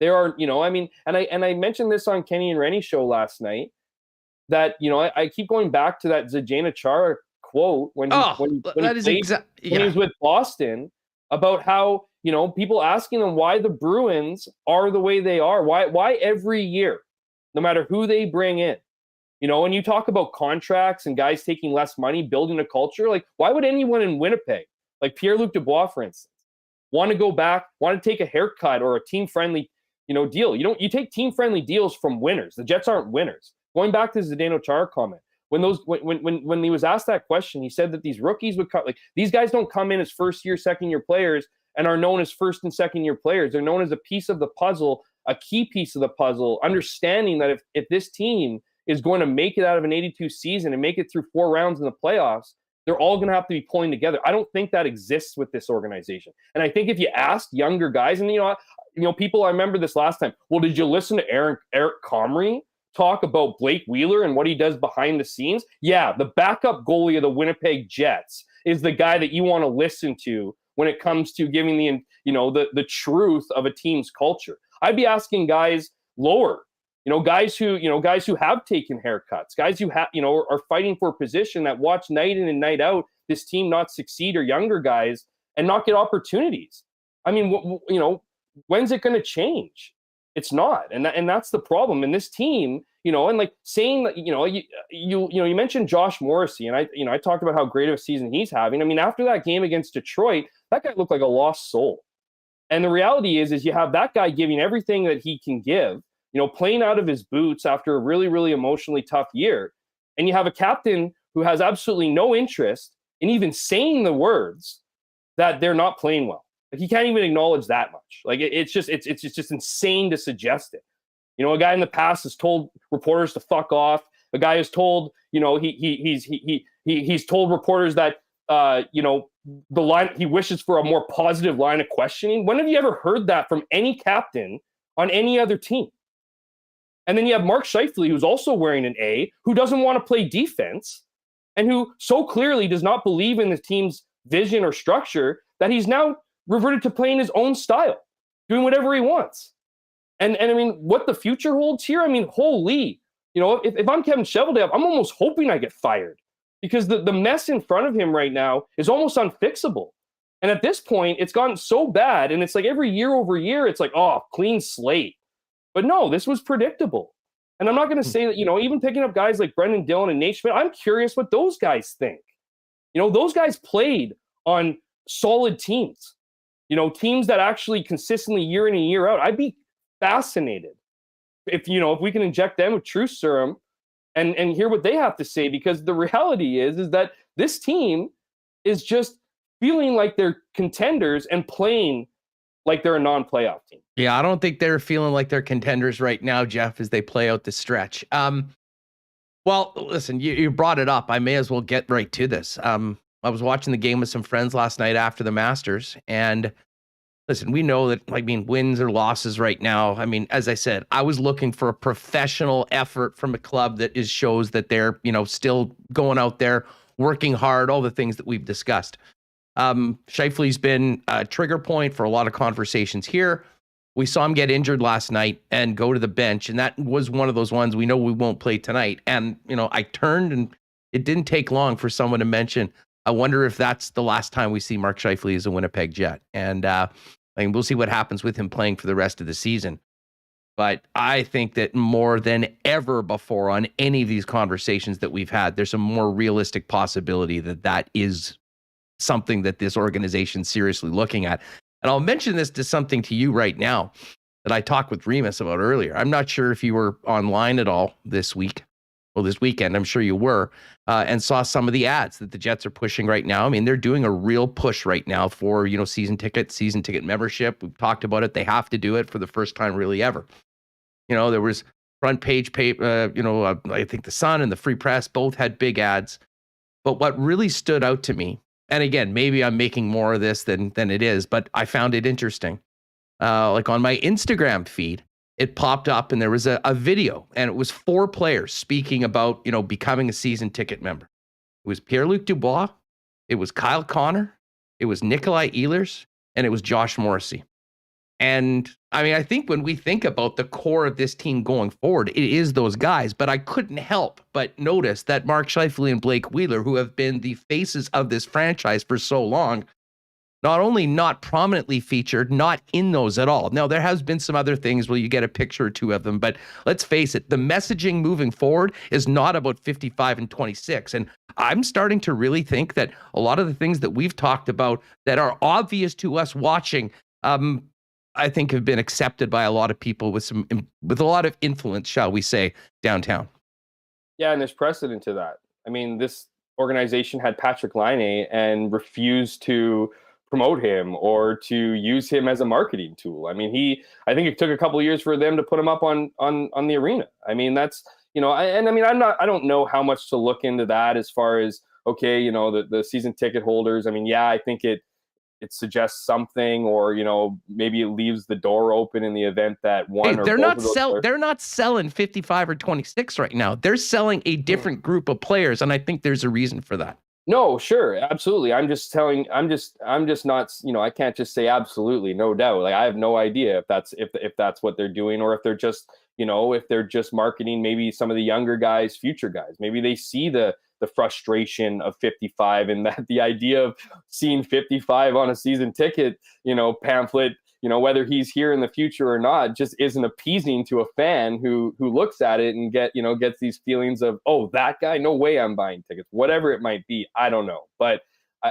clearly something's got to give. This is just, it's a disappointing season for fans who had such high aspirations of this organization, this team. That the ownership, but Mark Chipman is disappointed. It's going to be a tough situation for him. I mean, even when you go back to Maurice, I mean, he was physically shaken that Maurice walked away from this team. I mean, this was not something that he thought would happen. And I mean, I think you could make the argument that Maurice should have been on the hot seat. So the fact that it was so much probably not on the hot seat makes you wonder what exactly is the situation with Kevin Cheveldayoff? Because I mean, clearly heading into this season, there was absolutely no thought that this, that Cheveldayoff would be, one of the guys out the door at the end of the year. But as you see attendance, lessen, as you see you talk about tickets. I mean, you used to work in that industry, Huss. The Jets didn't even have a ticket bureau, if you will. No, for years, because they didn't have to sell tickets. They didn't have anything. They shut it down. And to their credit, when they moved from the American Hockey League to the National Hockey League in the drive for 13,000, I mean, finishing up in the Moose years, I mean, you had a big group of guys that their exclusive job was season ticket sales, group tickets, all of those things, and that disappeared. To their credit, they moved people in. People weren't losing jobs. They did other things. But that is over right now, and that's my point. But my point is my point is it's just another example of they aren't going to do something until they absolutely have to do it or feel like they have to do it. Yeah, that time is now. That's what I'm saying. It is now. And if we're heading that's in that direction, sure. But I also could see this organization going, well, was this year an anomaly? Can we go back into next season? And I mean, I just don't think you've seen enough whatsoever to suggest as much. And so if changes don't happen, I mean, you hate to think, look, whether it's a danger of this team, whatever, everyone talks about how this team needs to have at least 13,000 fans in the stands. That the bottom line took a massive hit over COVID. So there is some, serious situations here with the local hockey team, but it's one thing to have, that kind of outside stuff, but it's a whole other thing to sell a product that clearly is just not showing the kind of effort deserving of the ticket prices that, fans shell out.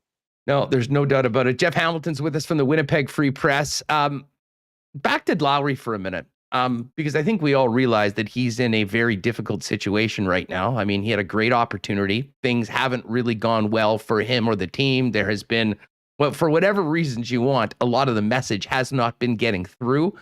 If you're Dave Lowry, what are you doing over these last 9 games of the season? I mean, I think he's still going out and he's going to do his best to get the best out of this hockey club, but I mean, it is somewhat of a bizarre season when you're an interim head coach that many people would think, and I'm not saying he is for sure, but somewhat of a lame duck head coach with the changes that are expected. What do you make of Lowry's predicament with these final games, considering everything that's happened up until this point? I don't know, book a trip after the season's done and go away for a bit. Like, I don't know, get away from it all. It's been a tough go for him. I mean,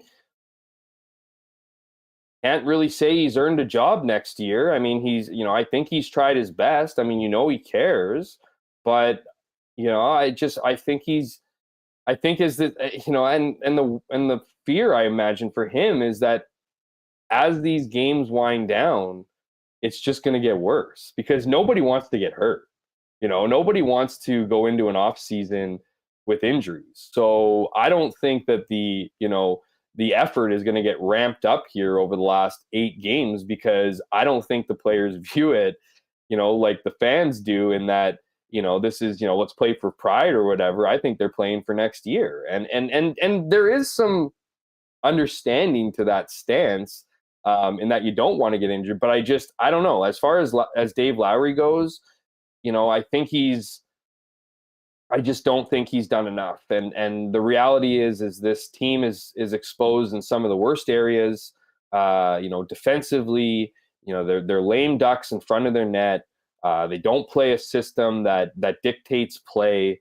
You're in game 74 and you're asking the question of what the Jets' identity is. We still don't have an answer. And when you don't have an identity, you don't have a game to fall back on. And so, the question will be is how much of that falls on Dave Lowry. How much of what he's tried to do or what his vision is with a full off season. I mean, again, I just, I can't imagine, there being a Dave Lowry extension, but I'm also very curious where the Jets go from here because what are the options? Who are the coaches that are going to be made available this off season? Because as we've seen, around the league takes a lot less from other teams to ship their coach away than this one. So, what are the options available? Where do you want to go? I think that this team needs to bring in and I think Dave Lowry has that toughness to him. I just think he's a little bit, pooched from the idea that he has that interim tag on. Like, I just don't think that helped him whatsoever. I'm not suggesting they should have, slapped a year extension on him just to give him that security. But at the same time, I think he was a bit of a lame duck. Again, this organization is not really one that, has shown a willingness to really pull out the checkbook and pay a big time coach, upwards of $5-6 million a season, you probably get a good coach for a bit less than that too. But, they need a guy that's going to come in here with a vision and get this team going, motivate this team, identify, be able to, stick up to some of the leadership here and dictate, a philosophy here. And then, the problem with them is they've spent to the cap. So they can't be this, coach can't come in and bench a bunch of guys and do a lot of crazy changes because they're still kind of in that window as far as their, not as far as their play, but as far as their checkbook goes. So, but I mean, again, you can't, I don't know if you can go to a coach that's young and hasn't, doesn't have a resume, hasn't coached in the NHL as a head coach. I think you need to bring in experience, and you bring in somebody who, is going to whip these guys to shape. It's a bit cliche. It's, I'm not necessarily saying old school per se. And I know some fans out there have thrown out, what if they would have gotten Daryl Sutter, or what if they would have gotten, Bruce Boudreau, or, some of those guys. Maybe Bruce Boudreau is available. It sounds like Vancouver Canucks might be hiring Paul Maurice. and so who knows with that? So, but I just think it's a bit of a tough situation, around hiring, because you need to figure out who wants to come here. And then on top of it, if their vision is going to work with the organization and what they believe in. Hammer, let's get to tonight's game for a minute. No Mark Scheifele, presuming Paul Stastny moves into center, as one would think. Nikolai Ehlers, I'm sure, will be there. Who's on the right side, or who's on the left side with those guys? And do you think it's Morgan Barron that moves up, or does Morgan Barron maybe get a bit of an audition along with Appleton and Lowry on that third line, and potentially Sanford going into the top six? Well, we saw Barron on that line like for a shift or two last night. So, maybe they I think Dave Lowry likes his physicality, maybe wants to see what, putting a guy who, maybe spreading out the lines a little more evenly by putting him up there. I think they're, I'm with you in the sense of maybe trying him out on that third line, because that could be an actual place that he's trying out for. I don't think Morgan Barron is going to be making the jump up to the top six anytime soon. So maybe that's a potential there. We know Zach Sanford's on an expiring contract. So how much loyalty do you want to show him here in the final stretch? To me, it's more about getting Barron in a spot that we might be able to learn something about his ability to potentially play with those guys next season. For sure. And I mean, that's a mindset I think that certainly, would be a smart one, but who knows? Maybe they're thinking about, just playing against a specific Montreal team. And so that's kind of, to me, it'll be interesting to see how they work the lines out, but we'll wait and see. I at this point, I mean, anything's up for grabs. Well, they'll drop the puck at 6:00 tonight in Montreal. Are you coming back tomorrow? What's the rest of the week like for you? What will we be reading in the Winnipeg Free Press?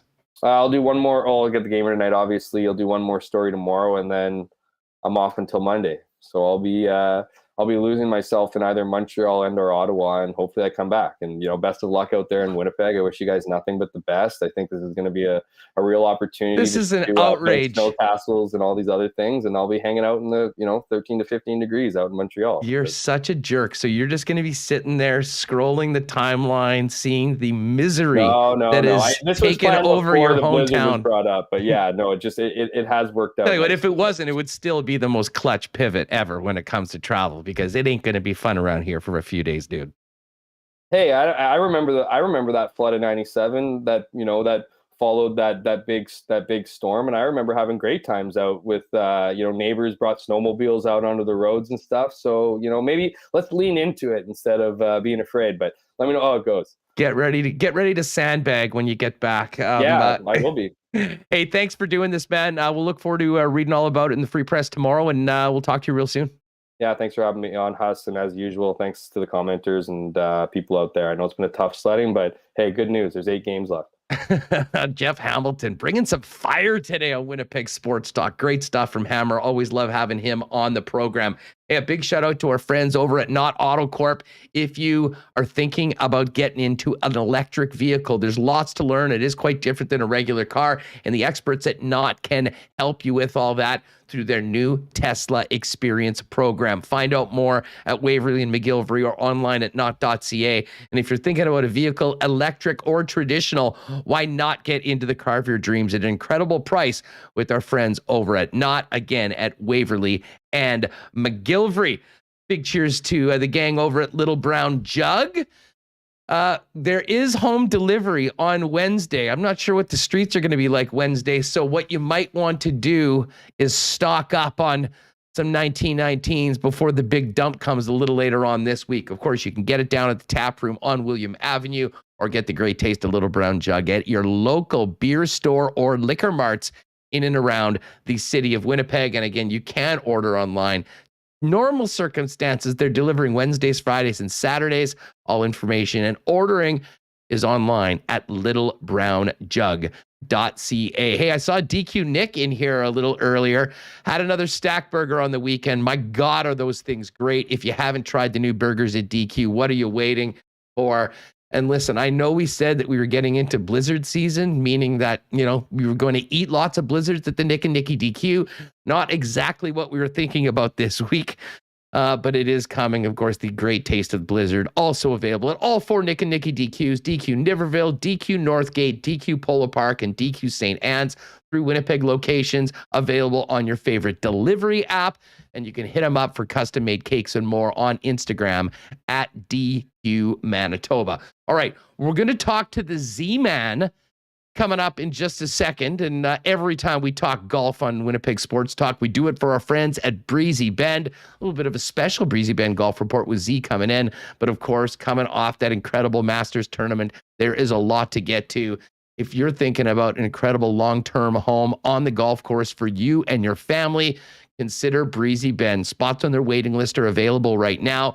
Find out more by talking to our friend Corey Johnson over at Breezy, and you can find out more on all of their packages and what the course has for you, including the great new additions on the golf course at breezybend.ca. Also a great spot if you're hosting an event like a wedding coming up in future summers. breezybend.ca. All right, for our Breezy Golf Report, we break down the Masters, and let's do it with our guy, the Z-Man. It is the one and only Z-Man, Mark Zecchino. Z, thanks so much for doing this. How are you?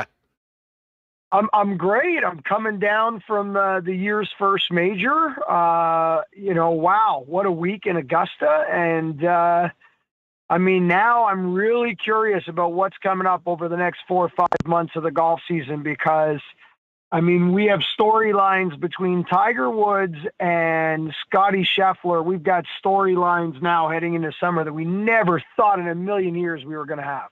You know what? Obviously we'll get to Tiger, but let's start with Scotty Scheffler. You've covered this game and been involved in it for a long time. Where does this last 2 months rank amongst the best runs in golf history? Pretty amazing run. We've seen runs like this in the past. They come around every, 7-8 years or so. The last one we probably saw this good was Jordan Spieth in 2015. Jason Day did a similar run around the same time. Then you go back to the 2000s. Of course, I'm eliminating Tiger Woods from this conversation because those are Gretzky numbers. Let's just forget about that. But other than Tiger, VJ had a run that was crazy about 10 years prior to that Jordan Spieth, Jason Day time in 2015. And then, Dave Duval in 99 went on a crazy run. So they happen. And it's just a matter of, how long can the player ride the wave? I feel like this one might be a little different in the sense that, I think this wave can be sustained very similar to some of those previously mentioned. Like, all those players were incredible players, and those waves lasted multiple seasons. Scotty Scheffler doesn't really do anything. You wouldn't say he's the world's best at anything other than he's officially ranked world number 1. He's the world's best at winning right now. But he's not the longest player in the world, but he's long. He's not the best iron player in the world, but he's sharp. He's not the best short game on the planet, but he leads the PGA Tour right now in scrambling. So, all the boxes are checked. And to a lot of golf fans, maybe not golf fans, but certainly sports fans, this will probably come a little bit as, where did this guy come from? Like, this happened from nowhere. Well, the wins happen quite quickly. The wins have come from nowhere. But this has been 2 years in the making. He's the 2020 Rookie of the Year. In 2021, he had a large bucket of top 10s and top 5s at very big events, which led to an undefeated record at the Ryder Cup. So the 24 months that have led into this last 60 days, he has really kind of put the pieces in place to get here. Now, none of us anticipated this. You cannot anticipate 4 wins in 2 months, including a major. But we all thought sooner or later Scotty Scheffler was going to start to win. We've been waiting for that. We just didn't think it was going to come like this. Z, and he is a unique player. I mean, especially with the incredible cameras they're using at the Masters, you really get to sort of break down, what these players are doing, watching them, especially when the guy's been leading the tournament the entire week with how many shots we saw of him. He has some of the most bizarre footwork off the tee I think I've ever seen. 100%. It's footwork like Bubba Watson. It's footwork that is, it's a bit of a throwback to a certain degree. But I mean, I love that. I love the homegrown swing. Like, he's had one golf instructor his entire life who was there with him on Sunday to celebrate in this. And, this is a guy that's pretty much swung the golf club exactly the same way his entire life, and found a coach that was not going to change him. That found a coach that said, okay, let's find out what you do well, and let's give you the opportunity to just do what you do well more often. I'm not going to try to reconstruct the wheel here. And I love that. And I think that's why it works so well under pressure. I mean, he mentioned how bloody nervous he was Saturday and Sunday, stomach pains the entire weekend. He actually broke down in tears Sunday morning because he basically having anxiety attacks.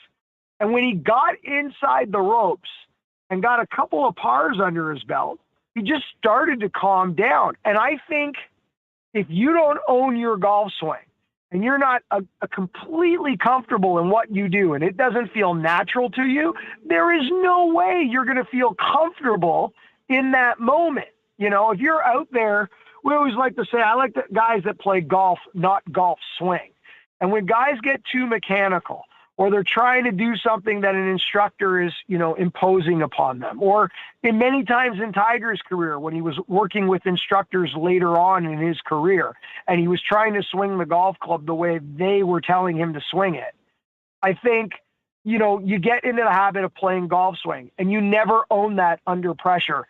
And we can't say that about Scottie Scheffler. It's a complete opposite. He's swinging the same way he swung it now than he did 15 years ago, the swing he was born with. And it really holds up when the chips are down.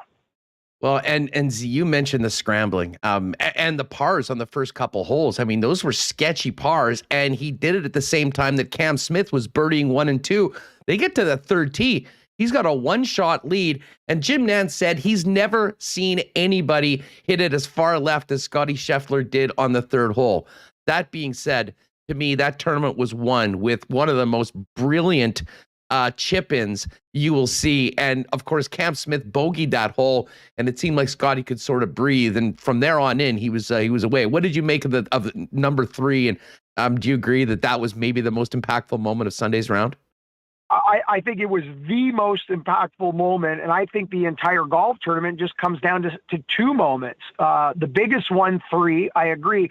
And there's a domino effect there. I mean, first, he is fortunate enough to get relief from the scoreboard, which gives him an open lane to the green. Otherwise, he was completely stymied behind several trees. So he gets to use the rules to his advantage and get free relief from the scoreboard, which then gives him line of sight.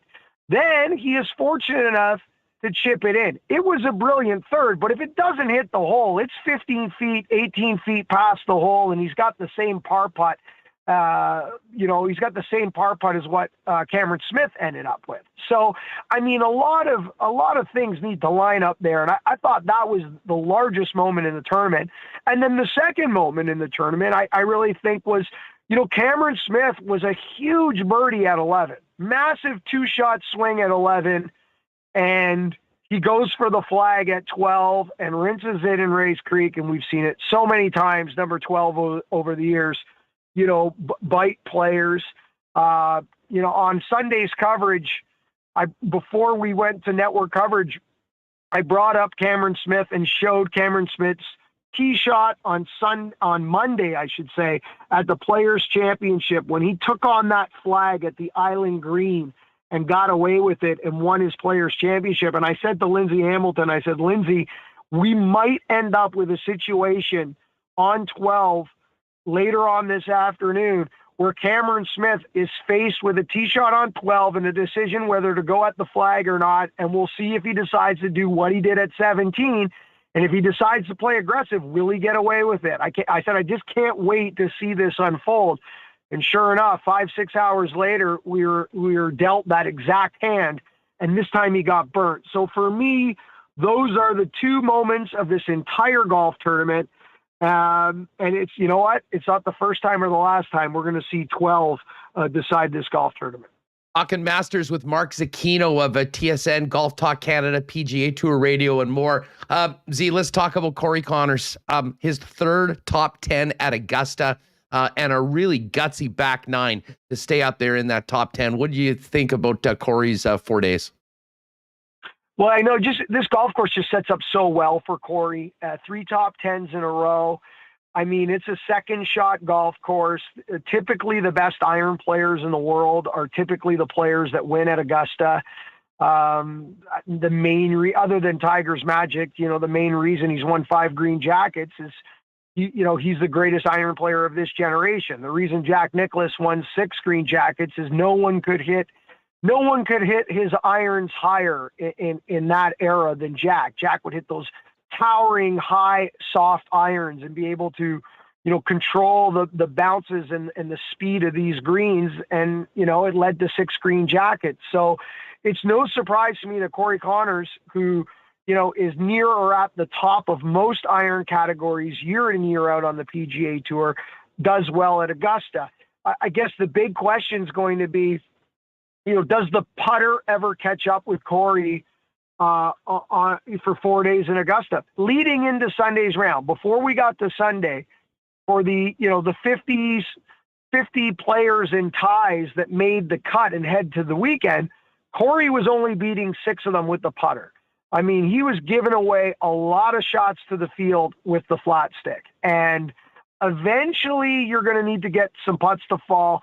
And eventually you're going to need to putt with a little bit more aggression when you get to the weekend and maybe not be as defensive on the greens as what you are typically programmed. And that's a lot easier said than done around there. As you know, you get that golf ball on the wrong side, those greens start to get a little brown. They get a little quicker as the week goes on. It's hard to putt, you know, and not worry about the one coming back. But at the end of the day, that's how you've got to win green jackets. But you know, I expect Corey to win at some point very soon. It might not be a green jacket. It might not be a major, but he's in the field this week at RBC Heritage, and this is a perfect golf course for him down at Harbour Town. And sooner or later, he's going to grab that second career win, likely going to be somewhere on the PGA Tour at a place like Harbour Town. And I got to think it's going to happen over the next 3 or 4 months. Z, we were all focused on Scotty Scheffler and Cameron Smith, but what a show Rory McIlroy and Colin Morikawa put on in that final round, with maybe the coolest way to end a Masters tournament for the two of them playing together. Yeah, they just brought it too late, right? They waited till Sunday to bring the A game, and what a moment though on 18. And Morikawa has been steady this year, but has not had his best stuff. You know that Morikawa is going to win a green jacket in the next 3 or 4 years without question. This guy is going to have a green jacket, and he will be a story in every major throughout the summer moving forward. I find Rory the real question mark here. I mean, Rory's got to start to change his approach to majors. I mean, he's not in this golf tournament really at all until we get to Sunday, and he shoots a record 64, his lowest round ever at Augusta, and backdoors a second place finish, and he's out there fist pumping, and the emotions are running high, and he's enjoying himself, and he's feeding off the crowd, and he has all this energy. Yet on Thursday, Friday, and Saturday, he looks like a zombie out there, and he's just trying to stay so level-headed, and he looks like a different guy. And I really think that Rory's got to stop trying to force himself to be something he's not. Rory's an emotional guy. He shows that every other year at the Ryder Cup, and he's amazing usually at most Ryder Cups. And when Rory's having fun and just being his natural self, which is a guy that is very transparent and does not hide his feelings or emotions, he's brilliant. So I think he's just got to learn to go with that and figure out, how do I show up on a Thursday and feed off this crowd and be aggressive and have fun and go for it? I mean, this very conservative, quiet Rory McIlroy that we get Thursday through Saturday is just not working. And the guy we get on Sundays, when he's kind of not really in it and he's kind of out of it and is playing with house money and nothing to lose, might be the most fun person you can watch play golf on the PGA Tour. So we need more of that Rory on Thursday. And if we get it, look out, because, I mean, when he's at his best, when you get the Rory we got on Sunday, he's the best player in the world. He just needs to figure out how to find that guy on a Thursday morning. Mark Zecchino's with us on Winnipeg Sports Talk, talking Masters. Cannot have this conversation without mentioning Tiger Woods. I mean, the first round, I think, was something so special. Makes the cut on Friday. It was a tough weekend, but overall, I think just the sports in general, better off with Tiger in it. I mean, what did you make of the odyssey that was his 4 days, and how impressed with you that he was able to just get it done? I just can't. I've always been more impressed with his ability to will. You know, he used to will the golf ball in the hole. He really did.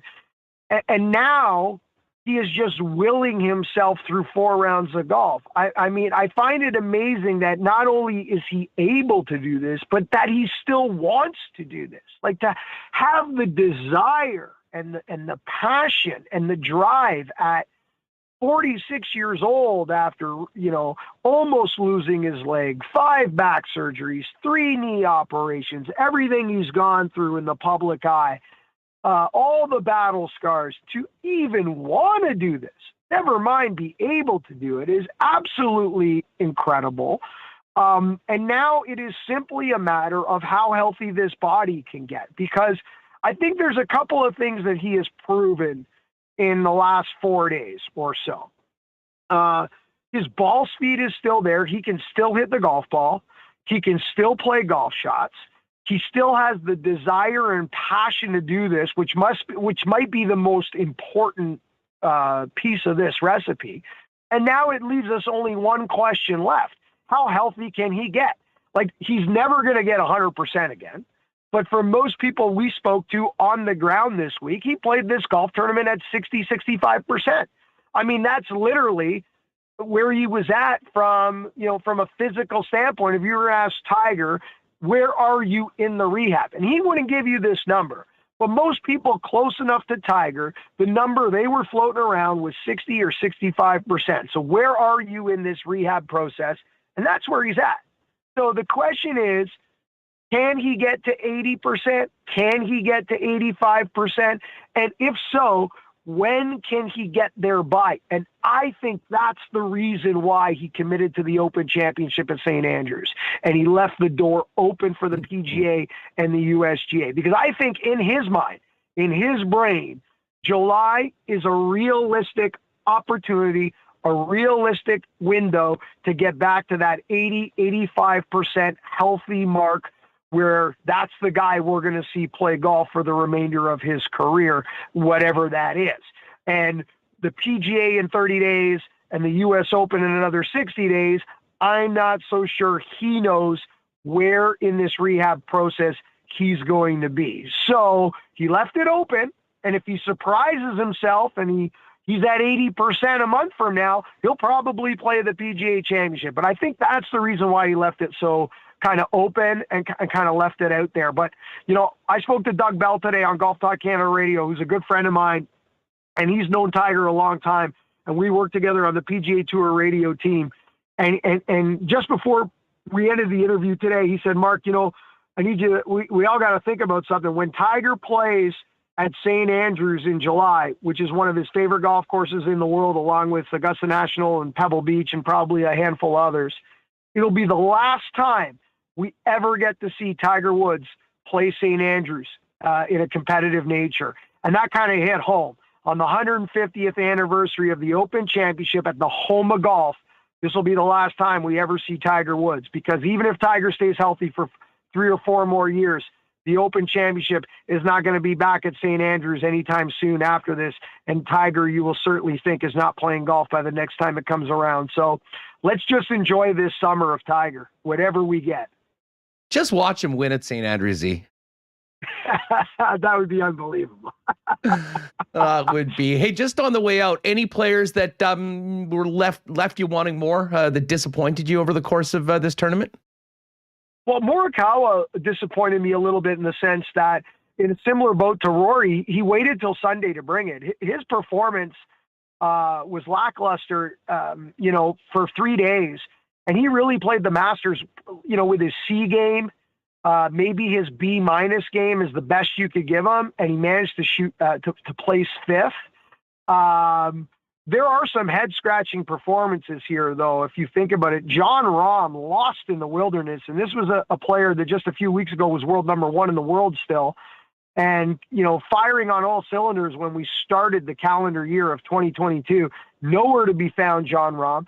Jordan Spieth, on a golf course that he knows inside out and absolutely loves, misses the cut. DeChambeau, against doctor's orders, plays this tournament and plays 2 rounds and goes home.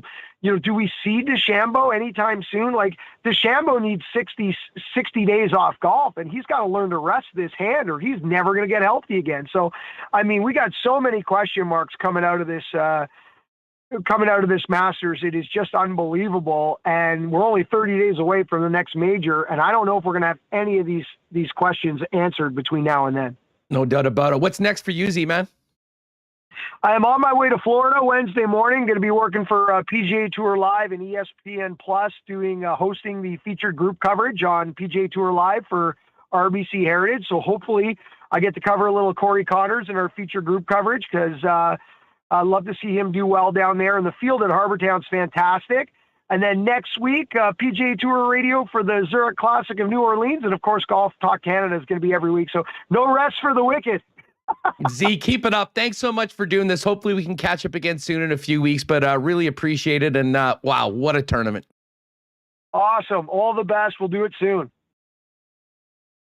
All right, great stuff with Z-Man, as always, one of our favorites, talking golf here on Winnipeg Sports Talk Daily. Hey, some congratulations are in order to some winners from the Masters pool. We'll get to that in just a second. But a big shout out to Pitt and the gang at Aikens Lake Wilderness Lodge, who are ready for their busiest season ever out at Aikens Lake. There is still some availability in a few spots this year.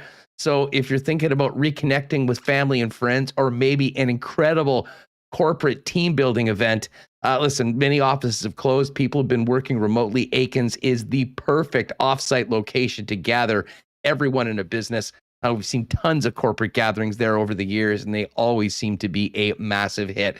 If you're thinking about a world-class fly-in fishing location not too far away from Winnipeg, Aikens Lake is the place at aikenslake.com. And by the way, if they are looking for one more guide, I can tell you that this is like the dream job of dream jobs for young people, maybe in university. If you have someone that might fit the bill, you can hit Pitt up on Twitter at Aikens Lake, or give them an email, or follow in the website at aikenslake.com. It's official. It is here. The Canadian Club and Ginger, sure to be the drink of the summer, available now not just at Manitoba liquor marts, but in beer stores as well. If you've tried the great taste of CC and Ginger before, now no mixing needed at all. Ready to drink in 6 packs of cans, ready for you.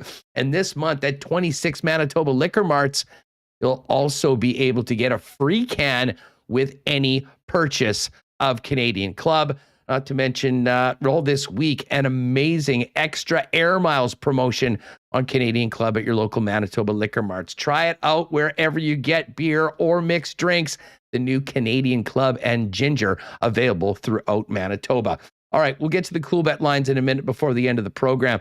But Remo, as I just mentioned, some congratulations are in order. I know Stickster has been doing a touchdown dance, and justifiably so, all show long, because he won the big 50-person tournament. C. Bergen in second, T. Conopoli, great run. He was in third place. Steve-O in fourth, and Hammerballs getting me by 1 stinking point to get into the money. Overall, though, as you know, being a Scotty Scheffler backer was a very, very good weekend, both in DK and over at Coolbet. Yeah, there's a lot of, Masters, first major of the year, brings a lot of people to pools and picking golfers. I didn't fare as well. I only had 5 of 6 make the cut, but still fun to participate and follow along. I was just disappointed that it wasn't like I turned it on. I was like, well, this isn't close. Where's the drama here? Now maybe there was some drama where he missed the putts on Well, 18. that at the end. But I mean, as we talked about with Z-Man, it was all about that third hole. Mhm. I mean, he hit that ball so far left, and as Z-Man correctly pointed out, did get a very, very nice ruling with the temporary stands and was able to bring it back and get it into a window where he could hit a shot. Didn't hit the green, but to hole that chip when Cam Smith bogeyed was really the turning point of it. And, Scheffler, 3-4 rounds, all under par, had such a comfortable lead on 18 that, the 4-jack was a little bit of unnecessary theater, I'm sure, from Scotty's perspective, but he got it done. And man, 4 wins in the last 6 events, I think now for Scotty Scheffler. Quickest player ever to go from winning his first PGA Tour event to world number 1, and then to win the Masters after already being number 1. And it looks like Scotty Scheffler is going to be up near the top for quite a while. 30-person contest. Shout out to Jay Weiss, MG Sheldon won, and Jason Jett, who took down the top 3 spots. Remo, let's get to Blue Jays season is on. And I got to tell you, my one takeaway from the Blue Jays this year is to take the over every single game. Man, they can hit. But yikes, some iffy pitching at times on the weekend. Although 2-1, you got to like winning the first series of the year. I mean, it wasn't exactly the way you draw it up on Friday. You're all excited, packed house for the home opener. Jose Berrios, the guy you traded for last year, not exactly the way you draw it up, going down 7-zip and then winning 10-8. Absolutely incredible. The Still video covering the run line too, which you will recall I had from Friday's show. Jose Berrios, like 1/3 of an inning pitched and 4 earned runs given up. Absolutely wild game. Shout out to the bats, though, Teoscar Hernandez with the hit, but also the big catch at the end of the game. And the crowd there was so fired up. It was going viral, the crowd. They have the umpires mic'd up now on like safe calls. And when the guy called, I think it was Hernandez, safe at the plate on a bang bang play, the crowd someone joked on Twitter, it might have been Jared Carabas. They popped like a WWE crowd when Stone Cold, you hear the glass break. They were so fired up there for the Jays. I think we know they're very high. They were like number 2 on the betting odds for the World Series. But yes, go with the overs on the Jays. 10 runs on Friday. Yesterday, Hyun-Jin Ryu took a liner off his leg and had to leave the game. Already wasn't pretty. Saturday's game, they won, a bit low score, won 4-3. We know their bats are good, but the pitching is going to have to, keep them lower than however many runs they've been giving up. But hey, 2-1, as you said, they don't ask, they don't ask how it's done. You just get the wins and you move forward. Win the series, moving on. We'll have a lot of fun talking Jays this season. If the first weekend of the year is any indication of what we've got coming up in the next 159, it's going to be a fun roller coaster of a year for the Toronto Blue Jays. Now, closer to home, Remis, we do have some baseball breaking news of a Winnipeg variety. I was doing my concession insider work on the weekend. And as I said, lots of talk on the streets that the beer bat is coming to Shaw Park. And Andrew Collier, general manager of the Winnipeg Goldeyes, confirmed some very exciting news, a new ballpark Caesar and beer bats at the games this year, which got a lot of people talking on social media. Yeah, I don't know what a beer bat is, but I saw this picture you retweeted at a Tigers game. So this is a plastic baseball bat filled with beer. Exactly. Do we know? What a wonderful way to enjoy a ballpark cold one. And you get to take the bat home and play wiffle ball with it? Is that confirmed? For sure. Souvenir bat for the little guy, Reem. You're going to be a hero every time you go to a Goldeyes game, coming back with 8 bats for your kid. How many milliliters of a beer is? I want to say they're 26 ounces, I believe. So What? That sounds That's what large. That's what my sources are telling me. That sounds large. I'm gonna Google it really quick here. Well, I mean, a How standard many pint is ml like is- 16s. Well, I mean, I'm sure there's Oh, different that's sizes. not that. Oh, that's not that bad. That's like 750. That's like a king can. Yeah, it's basically. I mean, a can is 12 ounces, so it's slightly more than 2 beers. Oh, sounds like a great deal. For sure. I'll have to go. Well, I saw they just put out the promotional schedule. Actually, the Gold Ice too. I'll have to. I haven't taken a big look at it, but Jay Miller wondering if beer snakes are possible. I guess technically you could probably put the bottom of a beer bat into another one, but you'd basically be looking like a lightsaber or something like that by the end of it. yeah. Here's the promotional schedule. We can bring it up right here. I see Bacon Night is coming back. Oh, a have bunch to of pull out the bacon jersey for that one. Fireworks Night, Country Night. What else do they got here? A Golden Boy bobblehead. So they got a lot of stuff. Home going opener on May 13th. So we've got about a month to go. Mhm. Hopefully the snow will be gone by then. Yeah, you think it will be? Get this year. I would imagine it will be. But yeah, we'll get Andrew on. We'll get a number of the Fish coaching staff, management, players, and hoping to get out and do a few games, do a few shows from the ballpark this year. And we'll certainly have a WST gathering down at the ballpark as well for a game or two. So baseball's back, at least on the majors, just around the corner for us here in Winnipeg, despite the biggest blizzard in decades coming up later on this week. It's something that we just have to deal with, but it is just around the corner, everybody. And again, go to goldice.com for all the information on ticketing, as well as the promotional schedule for the upcoming year.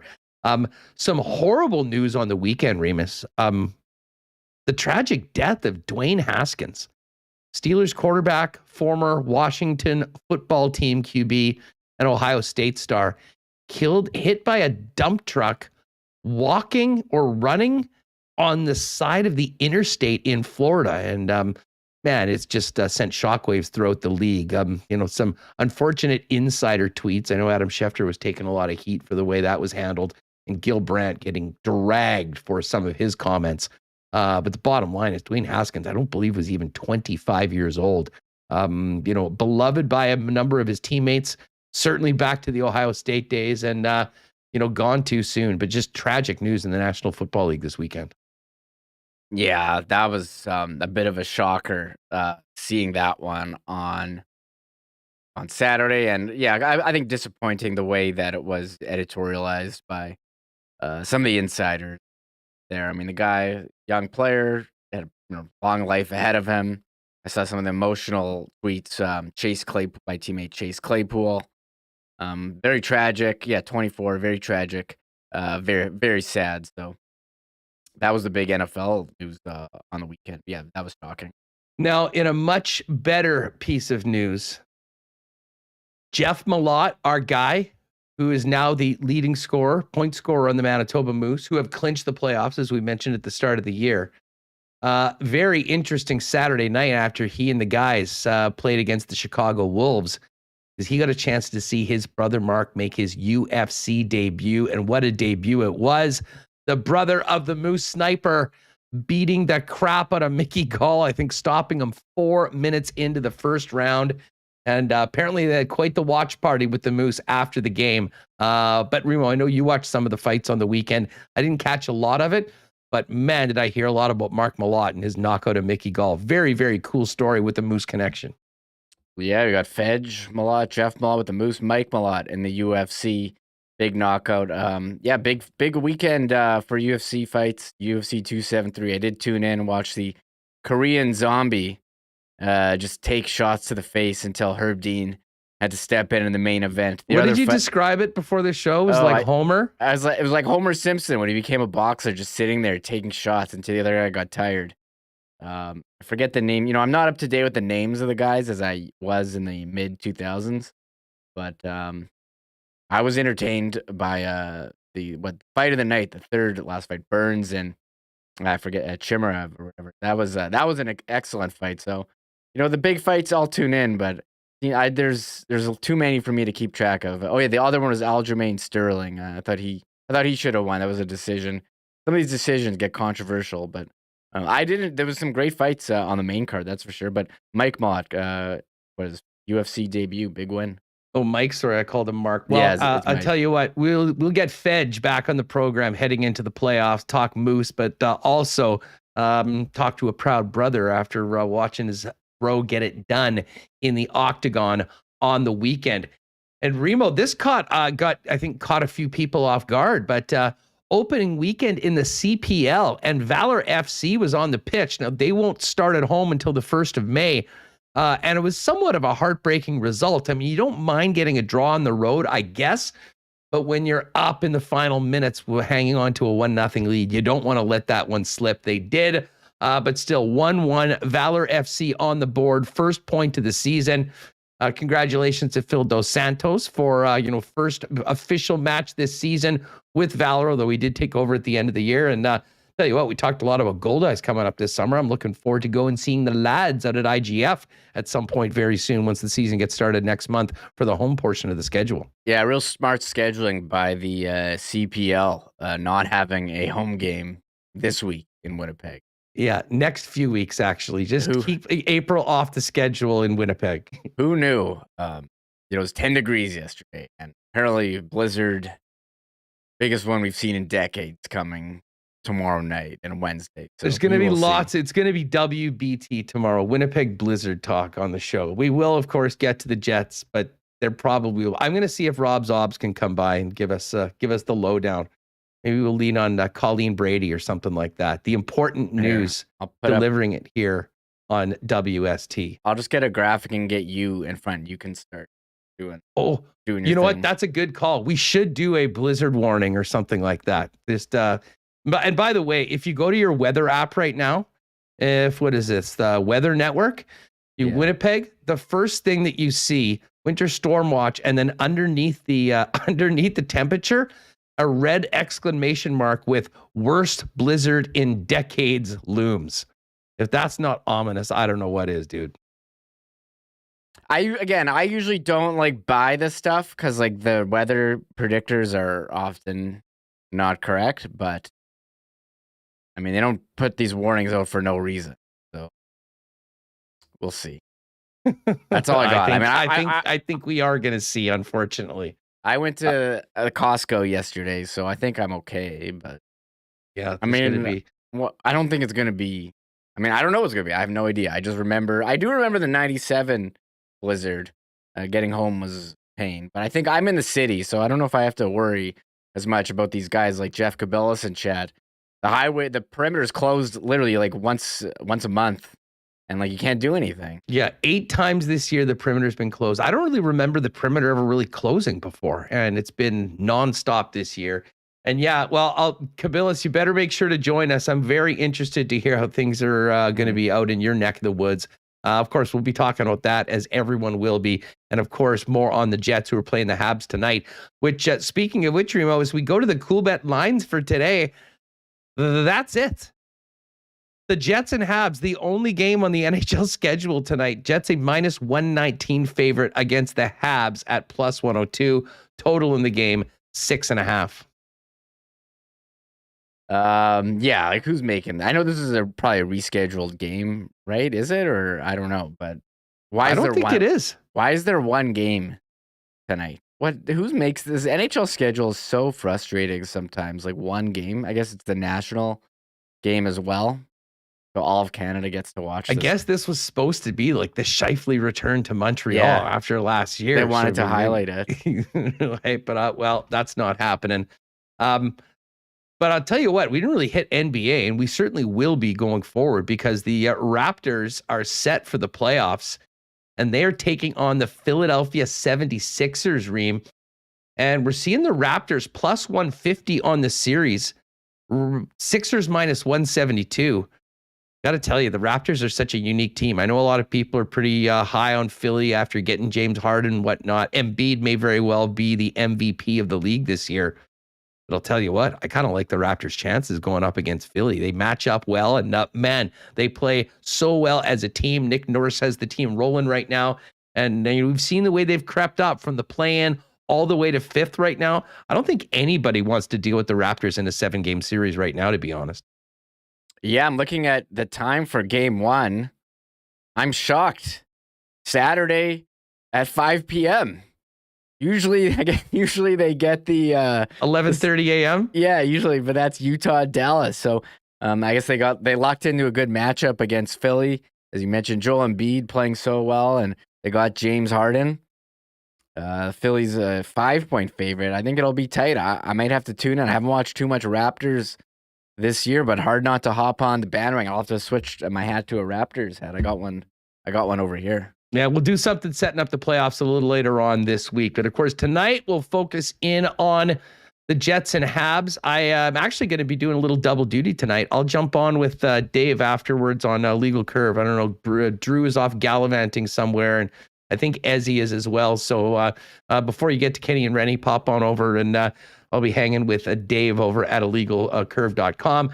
Again, if you want to get on the Raps or you want to get on the Montreal Canadiens, of course, you can do it all at Coolbet. Use that promo code WST for a 100% bonus on your first deposit up to $200. Anything else going on tonight, Reem?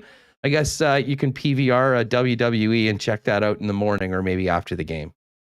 What do I have? One of my friends texted me he's going to Slipknot at Canada Life. He asked me if I wanted to go. I'm not a Slipknot guy, so I've never really. Anybody in chat going to Slipknot? I'd be interested if there are any WSTers that are going to be raging down at Canada Life Center tonight. Yeah, I'm not going. I'm trying to think. I know baseball's on. I may watch some baseball. Do some stuff for the show as well. Everyone's asking me to put in that Jeff Hamilton segment as a separate video. People are fired up about Jeff's appearance earlier, so I may do that as well. Hammer lit it up. Always great having Jeff on the program, and of course we'll be talking about it tomorrow on the program. Mike McIntyre is going to join us, and who knows what else we'll have. Maybe a trip out to Montreal, maybe a little bit on the upcoming blizzard, but we'll certainly have the latest for the Jets and find out what the situation for the game is on Wednesday.